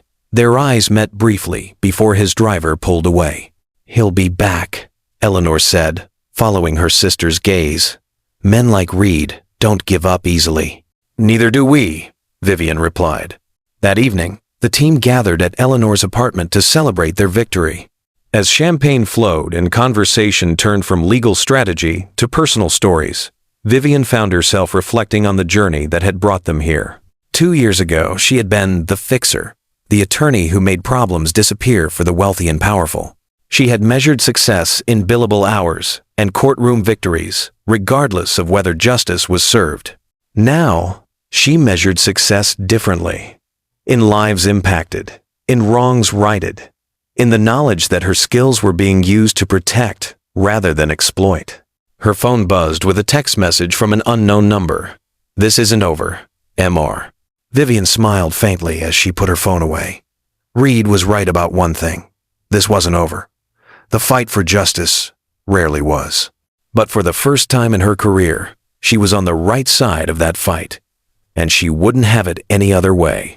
As she rejoined the celebration, Vivian caught Eleanor's eye across the room. Her sister raised her glass in a silent toast, to victory, to purpose, to the bond they had forged through adversity. From estranged siblings to powerful allies, from adversaries to advocates, they had transformed not just their own relationship, but the lives of countless others who now had champions in their corner. And in that transformation, Vivian had discovered what success truly meant. Not power or prestige or perfect records, but purpose. The purpose she had found when she chose her sister over her career, truth over convenience, right over easy. Some decisions change everything. For Vivian Blackwood, the decision to stand by her sister against Maxwell Reed had changed not just her career, but her very soul. And she wouldn't change a thing. As the celebration wound down, Vivian stepped onto Eleanor's balcony for a moment of quiet reflection. The city lights stretched before her, a constellation of human ambition and endeavor. Somewhere in that glittering landscape was the Nexus Tower, where Reed was undoubtedly plotting his next move. Somewhere else was Westbrook and Associates, where her former colleagues continued defending the powerful. And here she stood, transformed by choices she never imagined making. Her phone buzzed again. Another text from Reed. "You've chosen your path. Remember that paths have consequences." Eleanor joined her on the balcony, 2 mugs of tea in hand. "Everything okay?" Vivian showed her the message. Reed being Reed. Eleanor's expression darkened. "He doesn't give up, does he?" "No," Vivian agreed. "But neither do we." They stood in companionable silence, sipping their tea and watching the city below. "Do you ever miss it?" Eleanor asked suddenly. "Your old life, the prestige, the luxury." Vivian considered the question. "Sometimes," she admitted, "I miss the simplicity of it, knowing exactly who I was and what was expected of me. Never questioning whether what I was doing was right, only whether it was effective. And now, everything is more complicated, more challenging," Vivian smiled, "and infinitely more worthwhile." Eleanor leaned against the railing. "You know, when I found our family 15 years ago, all I wanted was to belong somewhere, to understand where I came from. And now?" Vivian echoed her sister's earlier question. "Now I know that belonging isn't about where you came from. It's about who stands beside you when it matters most." Vivian squeezed her sister's hand. "I'll always stand beside you. I promise." The next morning, Vivian arrived at the office to find Harrison Westbrook waiting in the reception area. "Harrison," she greeted him with surprise. "I didn't expect to see you again so soon." "I wanted to congratulate you in person," he replied, rising from his seat. "The preliminary ruling was a significant victory." "We couldn't have done it without your evidence," Vivian acknowledged, leading him to her office. Once the door closed behind them, Westbrook's expression grew serious. "Reed knows." Vivian felt a chill. "About your involvement?" Westbrook nodded. "He called me last night, made it clear that he's aware I provided you with internal Horizon documents." "How did he find out?" "I don't know, but he's threatening to report me to the Bar Association for ethics violations." Vivian studied her former mentor. "Are you worried?" "About being disbarred?" Westbrook gave a small, sad smile. "At this point in my life, not particularly. But Reed rarely stops at professional consequences. He implied there might be other repercussions. For you or for us?" "Both, I suspect." Westbrook hesitated. "There's something else you should know. Reed has been systematically acquiring companies with connections to your past cases. 3 so far." Vivian frowned. "Why would he do that?"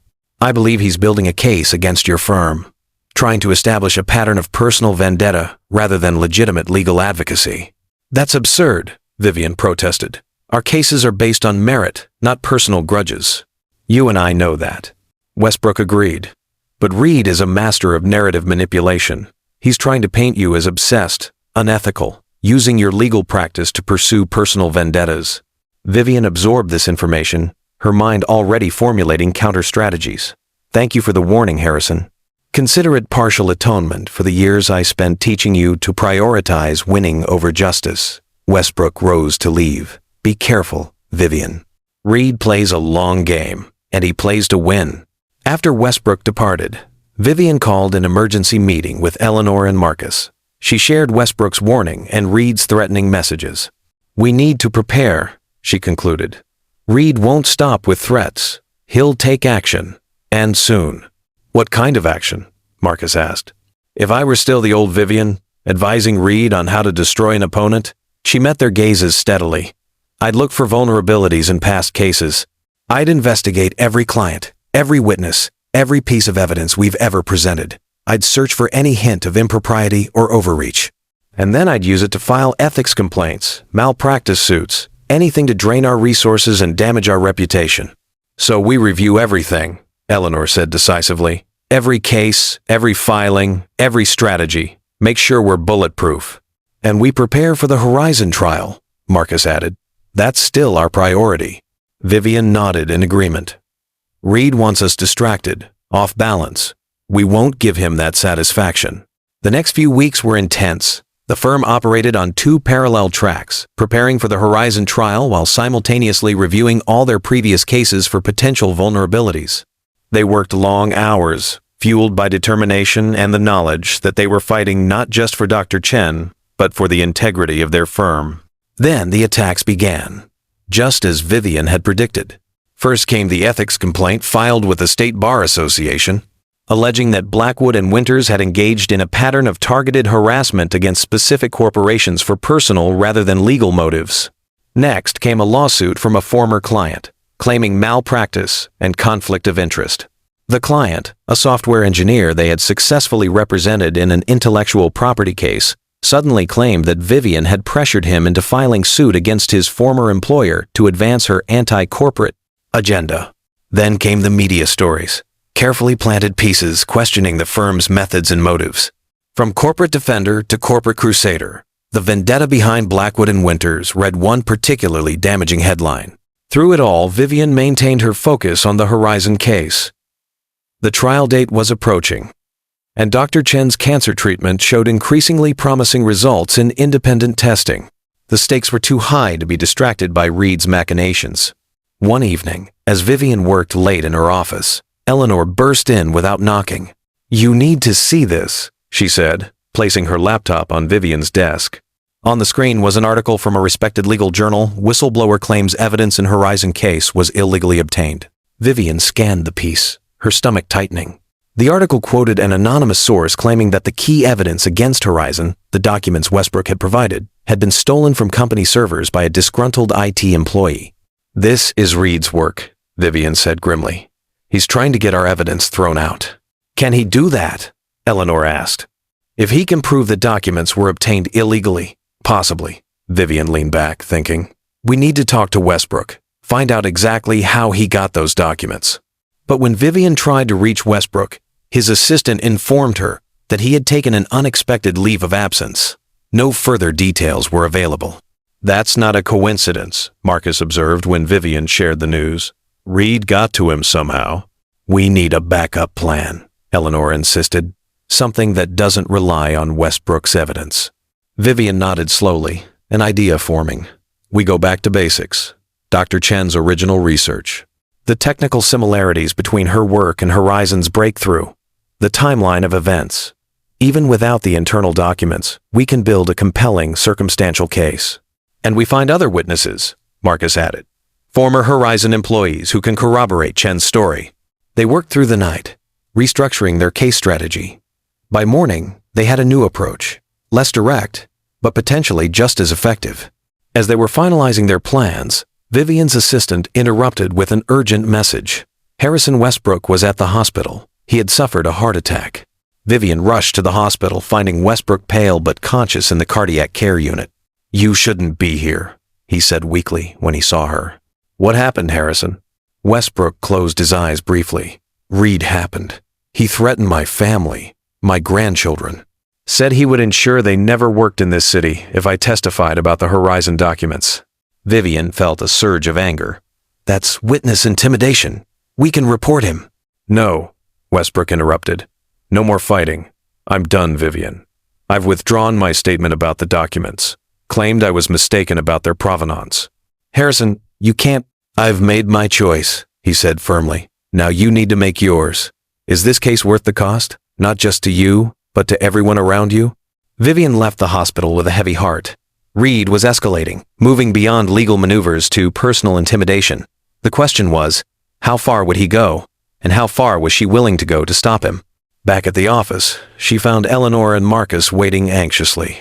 Westbrook caved, she told them bluntly. Reed threatened his family. Eleanor's expression hardened. So Reed's playing dirty now. He always was, Vivian replied. We just didn't see how dirty until now. What's our next move? Marcus asked. Vivian took a deep breath. I think I need to meet with Reed. One-on-one. Absolutely not, Eleanor protested. It's too dangerous. It's necessary, Vivian countered. This has gone beyond legal battles. Reed has made it personal, and we need to understand exactly what he wants. Despite Eleanor's continued objections, Vivian arranged a meeting with Reed at a neutral location, a public park where they were unlikely to be recognized or overheard. Reed was already seated on a bench when she arrived, looking relaxed and confident in casual attire that probably cost more than most people's formal wear. Vivian, he greeted her with a smile that didn't reach his eyes. I was pleased to receive your call. Let's skip the pleasantries, she replied, sitting beside him but maintaining distance. You're going after my firm, my colleagues, even Westbrook. I want to know what it will take to end this. Reed chuckled. Direct as always. It's one of the qualities I admired about you. What do you want, Reed? He turned to face her fully. What I've always wanted. To win. To eliminate obstacles to my success. And I'm an obstacle? You and your sister both. Reed's expression hardened. You cost me millions in the settlement with Eleanor. You damaged my reputation. You inspired others to come forward with similar claims. And now you're interfering with Horizon, a company I have significant interest in. The Horizon case isn't about you, Vivian said firmly. It's about Dr. Chen and her life-saving treatment. Everything is about me when it affects my interests, Reed replied coldly. But I'm a reasonable man. I'm willing to offer a compromise. I'm listening. Drop the Horizon case, publicly. State that after further investigation you found insufficient evidence to proceed. In return, I'll end my campaign against your firm. The ethics complaints will disappear. The malpractice suit will be withdrawn. The media stories will stop. Vivian studied him. And Dr. Chen's treatment? Will be developed by Horizon, with appropriate compensation to Dr. Chen. I'll personally ensure she receives credit for her contribution, but not control of her own invention. That's the compromise, Reed said with a shrug. She gets recognition and money. Horizon gets the treatment. Everyone wins. Except the patients who won't be able to afford the treatment once Horizon prices it. Reed's expression didn't change. Business is business, Vivian. You used to understand that. I used to understand a lot of things differently, she replied quietly. This is my final offer, Reed said, rising from the bench. You have 48 hours to decide. After that, the gloves come off completely. They're already off, Vivian observed. Reed smiled thinly. You have no idea how restrained I've been. For old time's sake. After he left, Vivian remained on the bench, weighing options and consequences. Reed's threat was clear. Things would get worse, much worse, if she didn't comply. But complying meant betraying Dr. Chen, betraying the principles her firm stood for, betraying herself. When she returned to the office, Eleanor and Marcus were waiting anxiously. What did he say? Eleanor demanded. Vivian relayed Reed's ultimatum. We have 48 hours to decide. There's nothing to decide, Eleanor said firmly. We don't cave to threats. Marcus nodded in agreement. If we back down now, we might as well close the firm. Everything we stand for would be meaningless. I agree, Vivian said. But you both need to understand what we're facing. Reed won't stop at legal maneuvers or media smears. He's already threatened Westbrook's family. He could come after all of us, our reputations, our licenses to practice. possibly worse. We knew what we were signing up for when we took on powerful interests, Eleanor reminded her. We can't back down just because the fight got harder. Vivian smiled at her sister's determination. Then, we fight, but we fight smart. Over the next 24 hours, they developed a multi-pronged strategy. First, they would continue preparing for the Horizon trial, focusing on evidence that didn't come from Westbrook.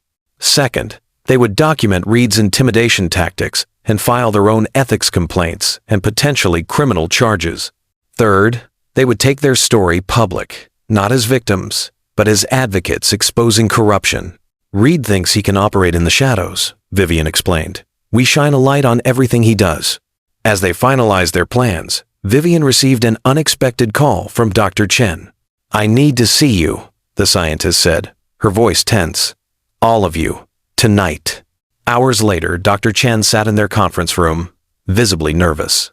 Reed approached me directly. She began without preamble. Offered me $20 million and a research position at Nexus if I drop the case and sign over my treatment rights. Did he threaten you? Vivian asked sharply. Not explicitly, but he made it clear that fighting him would be unpleasant. Doctor. Chen looked at each of them in turn. I wanted to tell you immediately. I'm not taking his offer. It would be understandable if you did, Marcus said gently.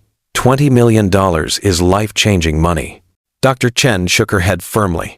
This treatment could help millions of cancer patients. If Reed controls it, he'll price it out of reach for most of them. I didn't spend 7 years of my life developing this treatment just to see it become another luxury for the wealthy. Vivian felt a surge of admiration for the scientist's integrity. Reed approached me too, threatened to escalate his attacks on our firm if we don't drop your case. And? Dr. Chen asked. And we're not backing down either, Vivian assured her. But things might get ugly. Reed plays dirty, and he has virtually unlimited resources. So do we, Eleanor interjected. Not money, but something more valuable, the truth, and people who believe in it. The next morning, as the 48-hour deadline approached, Vivian made a decision. Instead of calling Reed with their answer, she called a press conference. Standing before a crowd of reporters, with Eleanor, Marcus, and Dr. Chen beside her, Vivian spoke clearly and confidently. 2 years ago, I left a prestigious law firm to start Blackwood and Winters with my sister. We did so because we believed that legal expertise should serve justice, not just those who can afford to buy it. Since then, we have represented innovators, creators, and whistleblowers against powerful interests who sought to exploit or silence them. She paused, making eye contact with several reporters. Recently, our firm has been targeted by a coordinated campaign of legal harassment, media manipulation, and personal intimidation. This campaign has one goal: to force us to abandon our representation of Dr. Lydia Chen in her intellectual property case against Horizon Biotech. Vivian gestured to Dr. Chen, who stepped forward. Dr. Chen developed a groundbreaking cancer treatment that could save countless lives. Horizon stole her work, fired her, and is now attempting to patent and profit from her discovery. When she sought justice, powerful interests aligned against her, including Maxwell Reed, who sits on Horizon's board and has a history of similar behavior. Murmurs rippled through the assembled press as Reed's name was mentioned. Yesterday, Mr. Reed gave us an ultimatum: drop Dr. Chen's case or face escalating attacks on our firm and our people. Today, we're giving our answer publicly. We will not be intimidated. We will not abandon our client.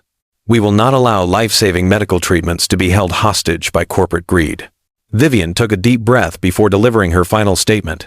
To Mr. Reed and others who believe that wealth and power place them above accountability, you are wrong. The law exists to protect all people, not just the privileged few. And as long as Blackwood and Winters exists, we will fight to ensure that protection extends to innovators like Dr. Chen, whose work could save millions of lives. The press conference exploded with questions. Cameras flashed as reporters shouted over one another, trying to get Vivian's attention. She answered selectively, maintaining a calm, professional demeanor while making it clear that they had evidence of intimidation and were prepared to file criminal charges if necessary. As they left the podium, Eleanor squeezed her sister's arm. Reed's going to be furious. Good, Vivian replied. Angry people make mistakes. Back at the office, they waited for Reed's response. It came sooner than expected, not through threats or legal maneuvers, but through a press release from Nexus Innovations announcing the acquisition of a controlling interest in Horizon Biotech. "He's consolidating his position," Marcus observed as they read the announcement. "Now he directly controls Horizon, which means he directly controls Dr. Chen's treatment," Eleanor added grimly. Vivian studied the press release, noting the carefully crafted language about synergies and shared commitment to medical innovation. Between the lines, she read Reed's real message. "I'm more powerful than you thought." "This changes our legal strategy," she said finally. "We're no longer just fighting Horizon, we're explicitly fighting Reed and Nexus." "Is that better or worse?" Dr. Chen asked nervously. "Both," Vivian replied. "Worse, because Reed has even more resources than Horizon alone. Better because now the connection is explicit. We can directly address his history of intellectual property theft, including what he did to Eleanor." The trial date was fast approaching. With Reed now openly involved, media interest in the case intensified. Journalists dug into the connections between Reed, Nexus, and Horizon, uncovering a pattern of acquisitions specifically targeting companies with promising intellectual property. 3 days before the trial was set to begin, Vivian received a call from an unfamiliar number. "Miss Blackwood?" a nervous voice asked when she answered. "My name is David Mercer. I was Reed's chief technology officer at Nexus when your sister worked there." Vivian's pulse quickened. "Mr. Mercer, what can I do for you?" "I saw your press conference," he said. "And I've been following the Horizon case. It's happening again, isn't it? What Reed did to your sister." "We believe so, yes." There was a long pause. "I've been carrying this guilt for years. I knew what Reed was doing to Eleanor's work. I helped him do it. I justified it as business, as protecting the company's interests, but watching it happen again with Dr. Chen's cancer treatment, I can't stay silent anymore." "Are you willing to testify, Mr. Mercer?" "Yes," he replied, his voice stronger now. "I have documentation too. Internal communications, development logs, everything that proves Reed deliberately stole Eleanor's algorithm and pushed her out." "Why come forward now?" Vivian asked, though she already suspected the answer. "Because it's not just about software anymore," Mercer said. "It's about a treatment that could save lives, including my sister's. She has the type of cancer Dr. Chen's treatment targets." After arranging to meet Mercer the following day, Vivian shared the development with Eleanor and Marcus. "This could be the breakthrough we need," Marcus said excitedly. "A high-level Nexus executive with direct knowledge of Reed's methods. If he's legitimate," Eleanor cautioned, "this could be another of Reed's traps." "I thought the same thing," Vivian acknowledged, "which is why we'll meet him in a public place and verify his identity and documentation before proceeding." The next morning, Vivian and Eleanor met David Mercer at a busy cafe. He was a thin, nervous man in his 50s, with the pallor of someone who spent most of his time indoors. He brought a laptop and several flash drives. "Everything's here," he said, sliding one drive across the table. Emails between Reed and the executive team about Eleanor's algorithm. Development logs showing how we incorporated her code while obscuring its origins. My own notes from meetings where Reed explicitly directed us to appropriate her work. Vivian inserted the drive into her laptop and began reviewing the files. The evidence was damning, far more comprehensive than what Eleanor had managed to document herself. "Why did you keep all this?" Eleanor asked, studying the man who had helped steal her work. Mercer couldn't meet her eyes. "Insurance, initially. Reed has a habit of discarding people once they've served their purpose. I wanted protection in case he ever turned on me." "And later?" Vivian prompted. "Later it became, I don't know. A record of my complicity. A reminder of what I'd done." He finally looked at Eleanor. "I'm sorry. I knew it was wrong, and I did it anyway." Eleanor was silent for a long moment. "You're making amends now. That counts for something." As they continued reviewing the documents, Vivian noticed Mercer growing increasingly anxious, constantly glancing around the cafe. "Mr. Mercer, is something wrong?" "Reed has people everywhere," he said quietly. "I took precautions coming here, but I can't be certain I wasn't followed." "Are you concerned about retaliation?" Mercer gave a hollow laugh. "Concerned? I'm terrified. Reed doesn't forgive betrayal. But my sister," His voice broke. She deserves a chance at that treatment. They finished the meeting quickly, arranging for Mercer to meet with their full legal team the following day to prepare his testimony. As he left, Vivian noticed a black sedan parked across the street, its windows tinted. "We need to be careful," she told Eleanor. "Reed will do anything to prevent Mercer from testifying. Should we request protection for him? I'll talk to Marcus about it. In the meantime, we need to secure this evidence and prepare to use it at trial." Back at the office, they discovered that Mercer's documentation provided the missing link they needed, a clear pattern showing that Reed's approach to Dr. Chen's treatment was identical to his approach to Eleanor's algorithm. The same methods, the same language and internal communications, even some of the same executives involved in both situations. This isn't just about two isolated incidents anymore, Vivian realized. This is a systematic business practice. Reed identifies valuable intellectual property, acquires it through theft or coercion, and then profits from it while discarding the original creators. A predatory innovation strategy, Eleanor added. He doesn't develop technology, he harvests it.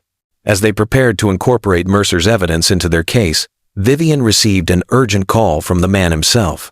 "Someone broke into my apartment," he said, his voice shaking. "My computer is gone, along with all my backup drives." "Are you all right?" Vivian asked. "Yes, I wasn't home, but they left a message, a note on my bed that just said, 'Reconsider.'" "Where are you now?" "A hotel. I paid cash. Used a false name." "Stay there," Vivian instructed. "We'll send someone to bring you to a secure location." After arranging for Marcus to pick up Mercer, Vivian called a security firm they had worked with on previous cases. Within hours, they had established a safe house for Mercer and implemented protocols to protect the evidence he had provided. The night before the trial, Vivian worked late in her office, reviewing their opening statement one final time. The case had evolved from a straightforward intellectual property dispute into something much larger, an exposé of Reed's systematic exploitation of innovators, with potentially criminal implications. A soft knock interrupted her concentration. She looked up to see Eleanor at the door, holding 2 cups of coffee. "Thought you might need this," her sister said, placing 1 cup on the desk. "Thanks." Vivian rubbed her eyes tiredly. "Just finalizing our strategy." Eleanor sat across from her. "Are you worried?" "About the case?"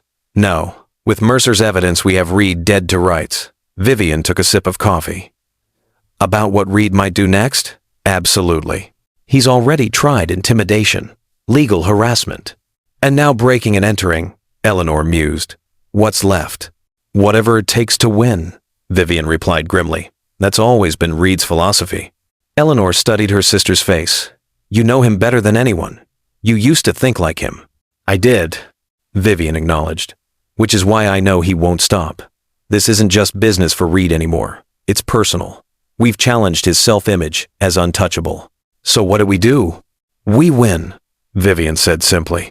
"We win so decisively, so publicly, that even Reed can't recover. We create a legal precedent that protects other innovators from his predatory practices. We make this case bigger than just Dr. Chen or Horizon or even Reed himself." Eleanor smiled. "From the fixer to the reformer. Quite a transformation." "I had a good influence," Vivian replied, returning the smile. "A sister who reminded me what integrity looks like." The next morning, the courthouse steps were crowded with reporters, activists, and curious onlookers. The case had captured public attention, particularly after several patient advocacy groups had joined in support of Dr. Chen, highlighting how corporate control of medical innovations often led to restricted access and inflated prices. As Vivian, Eleanor, Marcus, and Dr. Chen approached the courthouse, they spotted Reed arriving with his legal team, 6 attorneys from 3 different prestigious firms, all looking confident and impeccably dressed. Inside, the courtroom was packed. Vivian noticed several familiar faces from the tech industry, medical researchers, and even a few of her former clients. Word had spread that this case represented more than just one scientist's claim against one company. It was a referendum on who controlled innovation in America. The judge entered, and proceedings began. Reed's lead attorney, a polished litigator from Westbrook and Associates, delivered a smooth opening statement portraying Dr. Chen as a disgruntled employee seeking to claim credit for collaborative work. He emphasized Horizon's investments in research and development, its contributions to medical science, and the complexity of modern innovation that rarely stemmed from a single individual. Then it was Vivian's turn. She approached the podium calmly, making eye contact with the judge and then the jury before speaking. Your Honor, members of the jury, this case is about theft, not of physical property, but of ideas, of innovation, of potential life-saving treatments. It's about a systematic practice of identifying brilliant creators, taking their work, and then discarding them while profiting from their genius. She gestured to Dr. Chen. Dr. Lydia Chen spent 7 years developing a revolutionary cancer treatment. She documented every step of her research. She presented her findings to Horizon Biotech, her employer. And 2 weeks after she was terminated, Horizon announced a breakthrough cancer treatment, identical to Dr. Chen's work. Vivian paused, letting the implications sink in. But this isn't an isolated incident. This is a business model, one perfected by Maxwell Reed, who now controls both Nexus Innovations and Horizon Biotech. Mr. Reed has built his fortune not by creating, but by taking. Not by innovating, but by appropriating. Not by collaborating with brilliant minds, but by exploiting them. Reed shifted in his seat, his expression darkening. During this trial, you will hear testimony from former executives who witnessed and participated in this practice. You will see documentation proving that Dr. Chen's work was deliberately stolen. And you will understand that this case is about more than one treatment or one scientist. It's about whether we, as a society, allow the powerful to prey upon innovators with impunity. Vivian concluded her opening statement with a clear, compelling narrative that connected Reed's treatment of Eleanor years ago to his current actions with Dr. Chen and Horizon. By the time she returned to her seat, the energy in the courtroom had shifted. The jury members leaned forward, engaged. The spectators whispered among themselves. And Reed was visibly angry, his jaw clenched, his eyes cold. The first day of trial proceeded with testimony from Dr. Chen, who walked the court through her research process, her documentation, and the striking similarities between her work and Horizon's breakthrough. She remained composed, even under aggressive cross-examination, her scientific precision and evident passion for helping patients, making her a compelling witness. As court adjourned for the day, Vivian received a text message from Marcus, who had left early to check on Mercer at the safe house. Problem: call immediately. Stepping outside, she called Marcus, her stomach tightening with apprehension. Mercer's gone, Marcus said without preamble. Left a note saying he couldn't go through with testifying. The security team says he left voluntarily. No signs of forced entry or struggle. Reed got to him, Vivian said, unsurprised but disappointed. Threatened him or bribed him, or both. What do we do? He was our star witness. Vivian thought quickly. We still have his evidence. Without his testimony, it's hearsay, but we can find other ways to authenticate it. And we have other former Nexus employees who can testify to Reed's methods, even if they weren't as high-ranking as Mercer. Should we report this to the judge? It could be witness tampering. Not without proof, Vivian decided. For now, we adjust our strategy. I'll see you back at the office in an hour. As she ended the call, Vivian noticed Reed watching her from the courthouse steps, a satisfied smile playing at his lips. He knew about Mercer. Of course he did. That evening, the team worked late into the night, restructuring their case to compensate for Mercer's absence. They were deep in discussion when Vivian's phone rang. An unknown number. Miss Blackwood? A woman's voice asked when she answered. This is Angela Mercer, David's sister. Miss Mercer, Vivian replied, putting the call on speaker. Is everything all right? No, Angela's voice trembled. David's in the hospital. He tried to kill himself. Vivian exchanged alarmed glances with Eleanor and Marcus.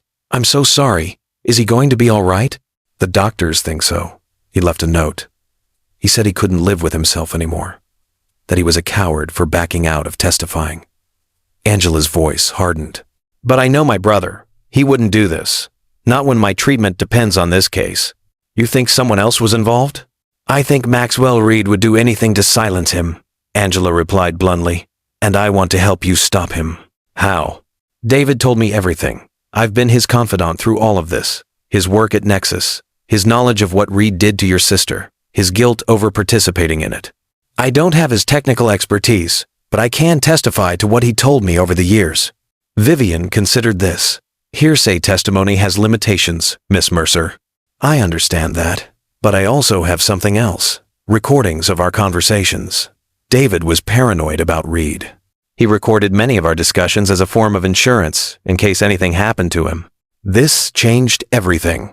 Recorded conversations could be admitted as evidence under certain exceptions to the hearsay rule. We need those recordings, Miss Mercer. You'll have them tomorrow morning. And Miss Blackwood, make him pay. Not just for David, but for all the others whose lives he's destroyed in pursuit of profit.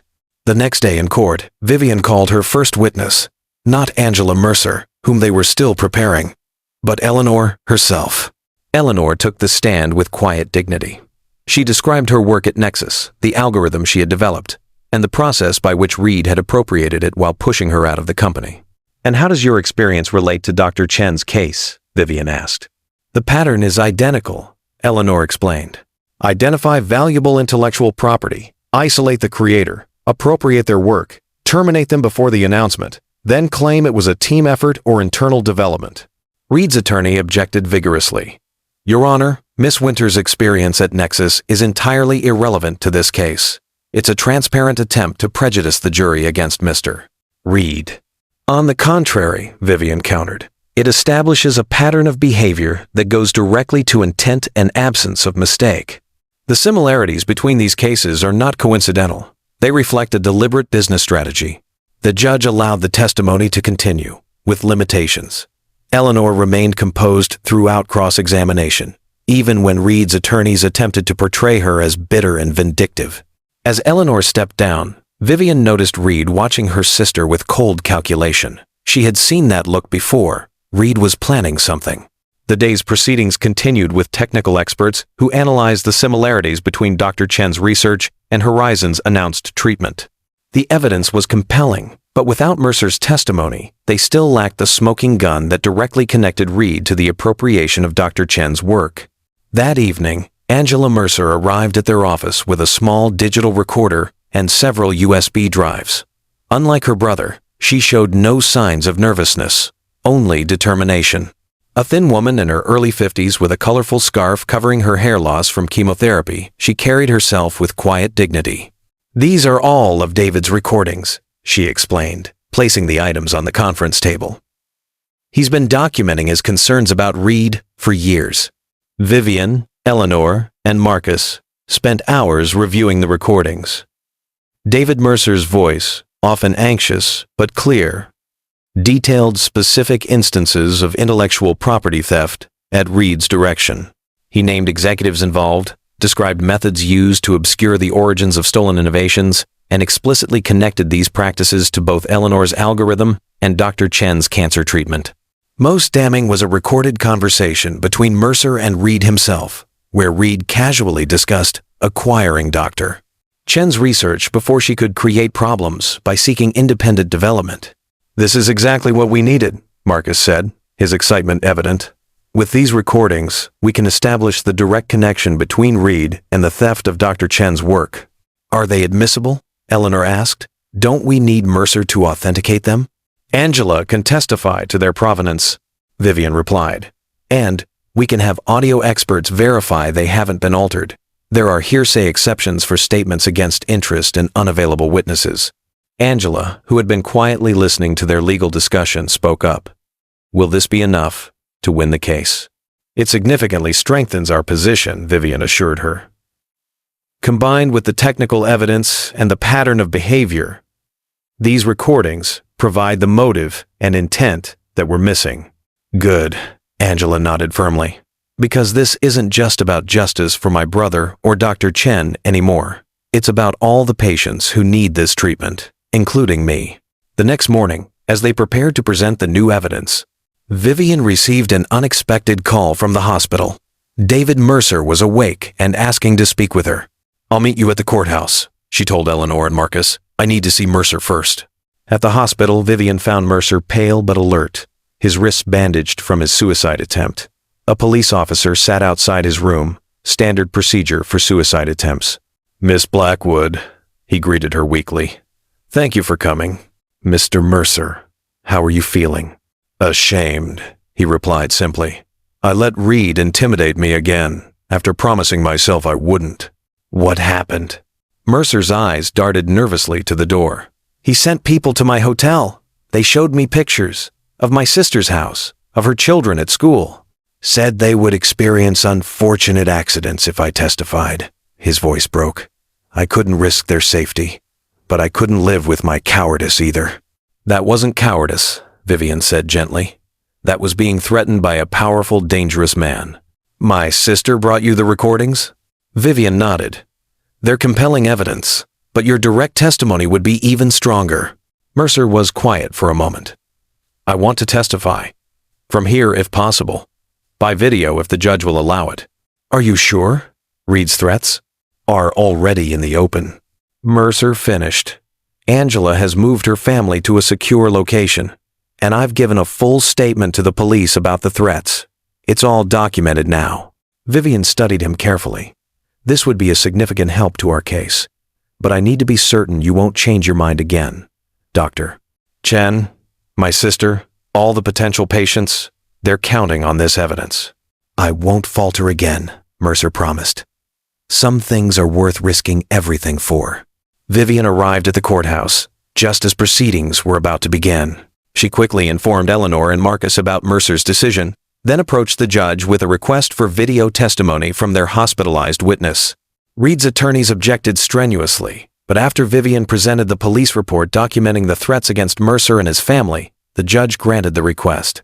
Court would reconvene the following day with special arrangements for Mercer's remote testimony. As they left the courtroom, Vivian noticed Reed in deep conversation with his legal team, his expression thunderous. He had not anticipated this development. He's going to try something else, Eleanor warned as they walked to their car. Reed doesn't give up when cornered. He escalates. We'll be ready, Vivian assured her. We have the evidence. We have Mercer back on board, and we have the truth. Reed can't fight all three. That night, as Vivian worked late in her office preparing for Mercer's testimony, her phone rang. The caller ID showed Harrison Westbrook. Harrison, she answered, surprised. How are you feeling? Better, he replied, his voice stronger than when she'd last seen him in the hospital. I've been following the trial coverage. You're doing well. We have strong evidence. And now, Mercer has agreed to testify. That's actually why I'm calling, Westbrook said, his tone shifting to concern. Reed knows about Mercer's change of heart. He's furious, Vivian. More than I've ever seen him. We expected that. We've taken security precautions. It may not be enough, Westbrook warned. I've known Reed for decades. When he's this angry, this threatened, he becomes unpredictable, dangerous. What are you suggesting? Westbrook hesitated. Be vigilant. Not just at the courthouse or with Mercer, but everywhere. Reed has resources most people can't imagine, and connections in places you wouldn't expect. After hanging up, Vivian called the security team protecting Mercer to verify all protocols were being followed. She then contacted Angela to ensure her family remained at their secure location. Finally, she called Eleanor. Where are you? She asked when her sister answered. At home, working on tomorrow's technical presentation. Why? Just being cautious. Lock your doors and call me if anything seems off. You're worried about Reed, Eleanor observed. Westbrook called. He thinks Reed might be desperate enough to try something extreme. Like what? We're not dealing with a movie villain, Vivian. Reed is a businessman, not a criminal mastermind. The line between those can blur when billions are at stake, Vivian replied. Just be careful, okay? The next morning, the courtroom was filled to capacity as news of Mercer's testimony had spread. Technical staff had set up a secure video link to his hospital room, where he sat propped up in bed, a police officer visible in the background. Vivian began her questioning gently, establishing Mercer's role at Nexus and his direct knowledge of Reed's business practices. As they moved to the specific allegations regarding Dr. Chen's treatment, Mercer's testimony became increasingly damning. Mr. Reed explicitly directed us to analyze Dr. Chen's research for potential acquisition. Mercer testified. When I asked if we would be licensing it from her, he laughed and said, "Why pay for what you can take?" Mercer described meetings where Reed and Horizon executives planned how to appropriate Dr. Chen's work while minimizing legal exposure. He confirmed the authenticity of the recordings Angela had provided, explaining his reasons for documenting these conversations. "I knew what we were doing was wrong," he said, his voice steady despite his obvious weakness. "I participated anyway, out of fear and ambition. But when I learned my sister had the type of cancer Dr. Chen's treatment targets, I couldn't remain silent anymore." Throughout the testimony, Reed sat stone-faced, occasionally whispering to his attorneys. The jury members watched intently, several taking notes as Mercer methodically connected Reed to the systematic theft of intellectual property. When Reed's attorney rose for cross-examination, his approach was aggressive, attempting to portray Mercer as unstable, vindictive, and unreliable.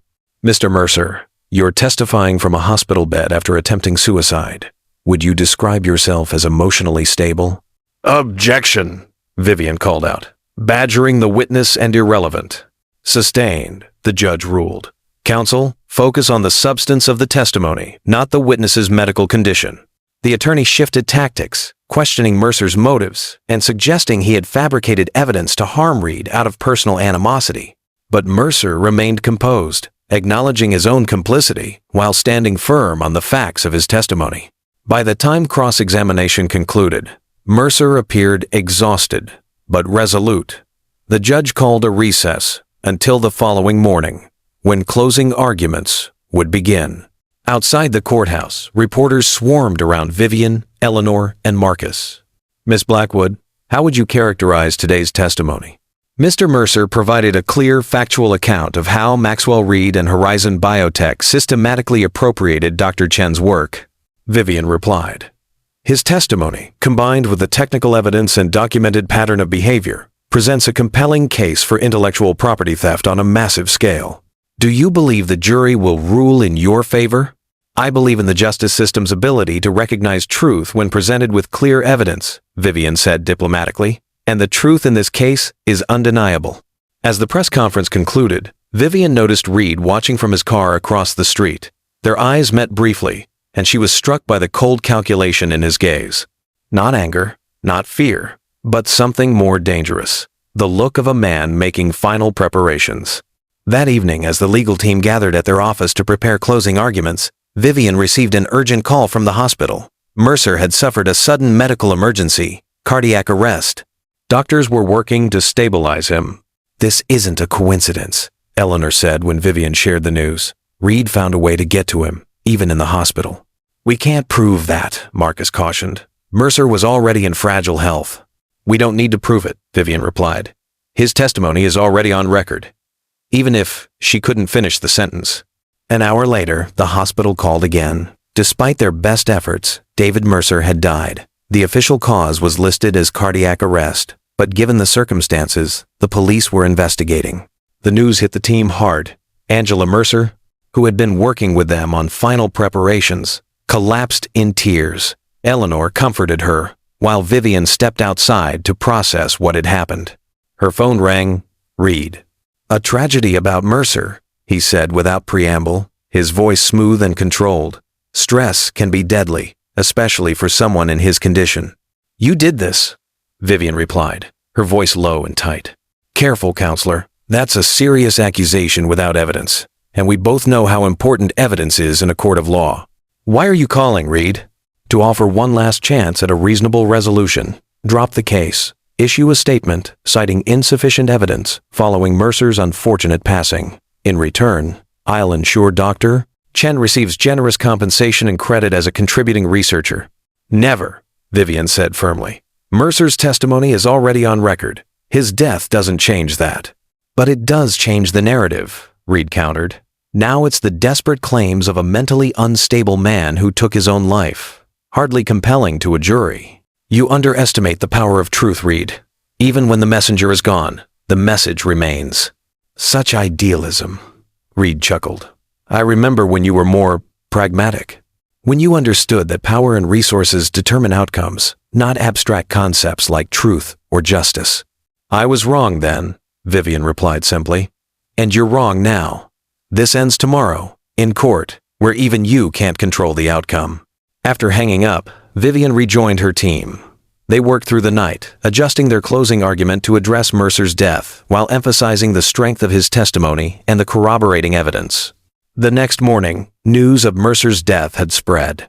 The courthouse was surrounded by protesters holding signs with messages like "Justice for Mercer" and "Stop Corporate Theft." Inside, the atmosphere was tense as the judge called the court to order.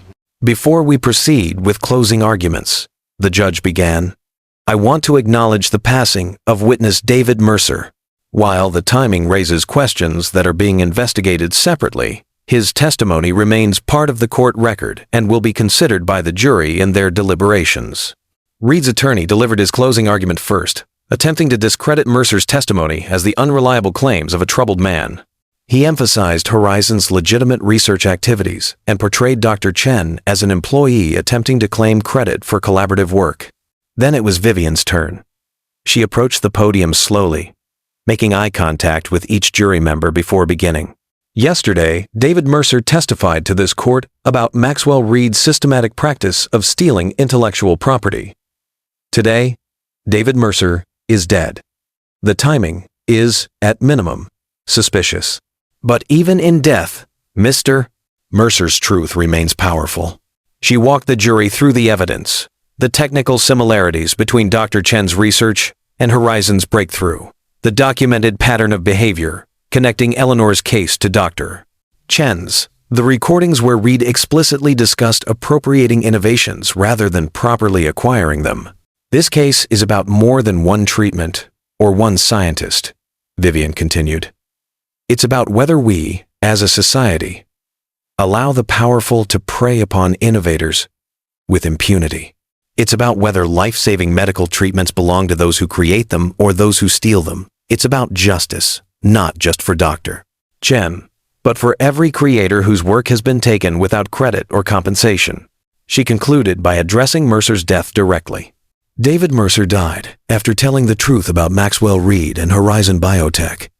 We may never know with certainty whether his death was natural or engineered. But we do know this. He sacrificed everything to ensure that Dr. Chen's cancer treatment would reach the patients who need it, including his own sister. The question now is whether his sacrifice will have meaning, whether truth and justice can prevail against wealth and power." As Vivian returned to her seat, the courtroom was silent. Even Reed's expression had shifted from confidence to concern. The jury members watched him with new scrutiny, as if seeing him differently after Vivian's words. The judge instructed the jury on the relevant laws and sent them to deliberate. Most expected days of discussion given the case's complexity, but just 4 hours later, they returned with a verdict. "On the claim of intellectual property theft, we find in favor of the plaintiff, Dr. Lydia Chen. On the claim of wrongful termination, we find in favor of the plaintiff, Dr. Lydia Chen. On the claim of breach of contract, we find in favor of the plaintiff, Dr. Lydia Chen." The jury awarded Dr. Chen full ownership of her cancer treatment, $75 million in compensatory damages, and an unprecedented $500 million in punitive damages against Horizon Biotech and Maxwell Reed personally. The courtroom erupted. Dr. Chen embraced Vivian, tears streaming down her face. Eleanor and Marcus celebrated with the rest of their team. Angela Mercer closed her eyes, whispering a quiet thank you to her brother. Reed sat motionless, his face a mask of controlled rage. When his attorneys leaned in to discuss appeal options, he waved them away and walked out of the courtroom alone. Outside, reporters surrounded the Blackwood and Winters team. "This verdict sends a clear message," Vivian told them. "No one, regardless of wealth or power, is above accountability. Dr. Chen's treatment will now be developed as she intended, with accessibility as a priority, not profit." "What about David Mercer?" a reporter called out. "Do you believe his death was connected to his testimony?" "I believe David Mercer died after courageously telling the truth," Vivian replied carefully. "The investigation into the circumstances of his death is ongoing, and we will cooperate fully with authorities." As the press conference concluded, Vivian noticed Harrison Westbrook standing at the edge of the crowd. He gave her a small nod of acknowledgement, perhaps approval, perhaps respect. That evening, the team gathered at Eleanor's apartment to celebrate their victory. The mood was bittersweet. triumph tempered by Mercer's death, and the knowledge that Reed, though defeated in court, remained dangerous. "What happens now?" Dr. Chen asked as they shared a toast. "Reed will appeal, won't he?" "Almost certainly," Vivian confirmed. "But appeals take time, and the evidence is strong. Meanwhile, you have legal control of your treatment. You can begin development through whatever channels you choose." "I've already been contacted by several nonprofit research institutions," Dr. Chen said. "They're willing to help develop and distribute the treatment at minimal cost to patients." "That's what David would have wanted," Angela added quietly. "His sister's legacy." As the celebration continued, Vivian stepped onto the balcony for a moment of quiet reflection. The city lights stretched before her, a constellation of human ambition and endeavor. Somewhere in that glittering landscape, Reed was planning his next move. The battle was won, but the war was far from over. Eleanor joined her, 2 glasses of champagne in hand. "You should be celebrating," she said, offering one to Vivian. "This is what we built Blackwood and Winters for." Vivian accepted the glass with a smile. "I am celebrating, just processing everything too." "Mercer?" "Partly." Vivian sipped her champagne. "And Reed." "This isn't over, Eleanor. He's not the type to accept defeat, especially such a public one." "I know," Eleanor acknowledged. "But whatever comes next, we'll face it together. That's what we do now." They stood in companionable silence, watching the city below. After a moment, Eleanor spoke again. "You know, when I found our family all those years ago, I was looking for connection, for roots.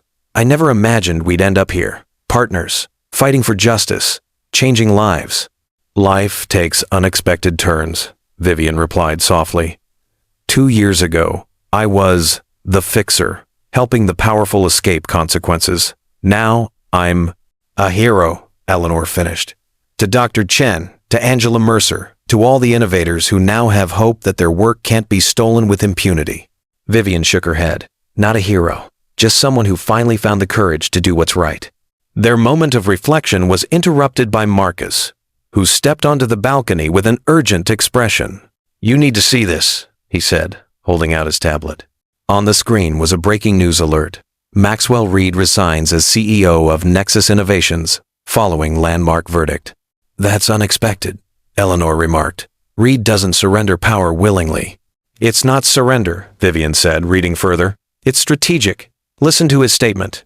I am stepping down temporarily to focus on appealing this miscarriage of justice." The verdict against Horizon Biotech was based on the testimony of a disturbed individual and represents a dangerous precedent for American innovation. "He's positioning himself as the victim," Marcus observed. "And distancing Nexus from the fallout," Vivian added. "Classic Reed, protect the empire at all costs." The celebration continued inside, but Vivian's mind was already working through the implications of Reed's move and preparing for the battles ahead. The victory was significant, but it was just one step in a longer journey toward accountability. 3 days later, as the media coverage of the verdict began to fade, Vivian received a call from Detective James Morrison of the Major Crimes Unit. "Miss Blackwood, we've been investigating David Mercer's death," he began. "The initial autopsy showed cardiac arrest, but further testing revealed traces of a compound that can induce heart failure while appearing natural." Vivian's grip tightened on the phone. "You're saying he was murdered?" "We're saying it's now a homicide investigation," Morrison corrected carefully. "Given the circumstances and timing, we're looking closely at anyone who benefited from silencing his testimony." "Maxwell Reed," Vivian said. "Among others," the detective acknowledged. "We'd like to interview you and your team about any threats or unusual incidents leading up to Mercer's testimony." Vivian agreed to the interviews, then called Eleanor and Marcus to inform them of the development. They weren't surprised. All had suspected foul play, but the confirmation was still chilling. "If they can prove Reed was involved," Eleanor began. "That's a big if," Vivian cautioned. "Reed is too smart to leave a direct connection. He would have used intermediaries, probably several layers removed." "So, he gets away with murder?" Marcus asked, frustration evident in his voice. "Not necessarily," Vivian replied. "This investigation changes things. Even if they can't directly connect Reed to Mercer's death, the publicity alone will damage him. Investors, board members, partners, they'll all be watching closely." Over the following weeks, the homicide investigation dominated business news. Nexus stock dropped as investors grew nervous about potential criminal implications for the company.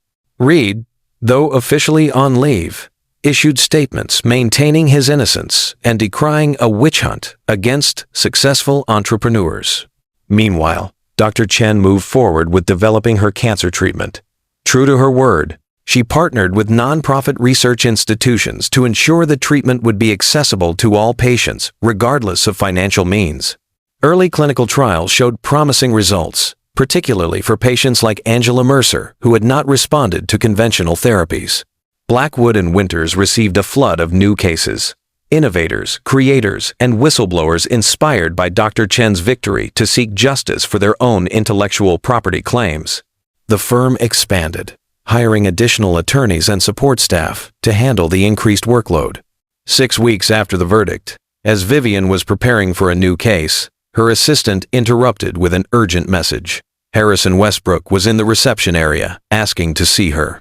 Harrison, Vivian greeted him, noting that he looked better than when she'd last seen him, still frail, but with more color in his face.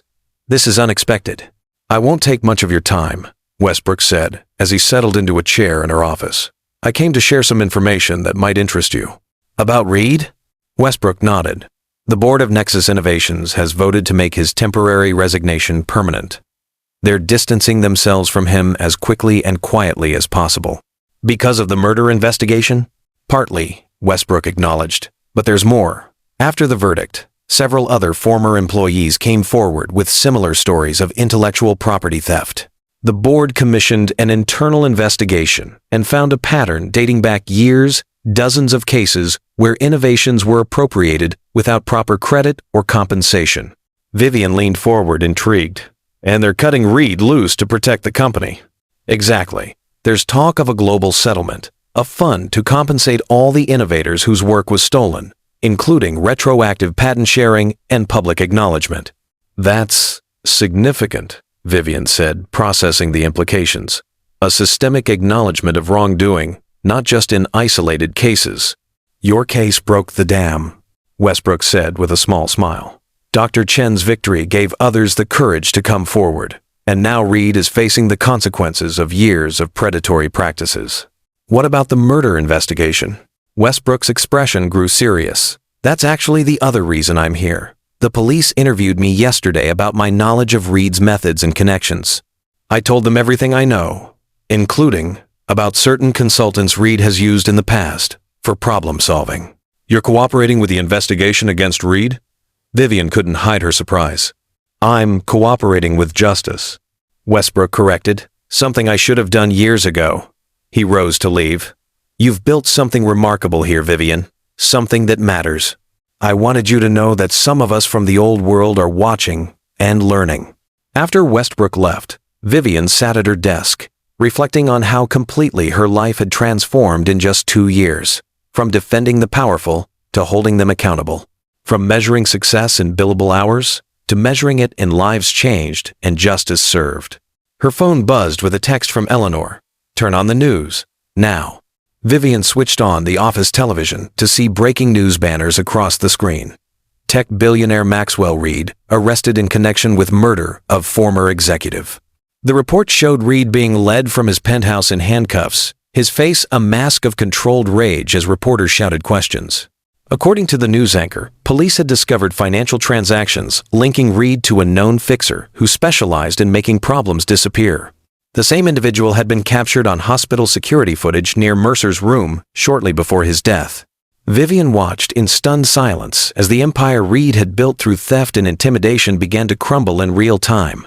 The man who had seemed untouchable was now facing not just civil penalties but potential criminal charges for murder. Eleanor burst into her office, eyes wide. "They actually got him. I never thought." "Neither did I," Vivian admitted. "Reed was always too careful. Too insulated." "Pride comes before a fall," Eleanor quoted softly. He believed himself untouchable, above consequences. That arrogance finally caught up with him. The news continued to unfold throughout the day. Former associates distanced themselves from Reed. Business partners issued statements expressing shock and dismay. The Nexus Board announced a complete leadership overhaul and full cooperation with authorities. That evening, as Vivian was preparing to leave the office, she received an unexpected visitor, Angela Mercer.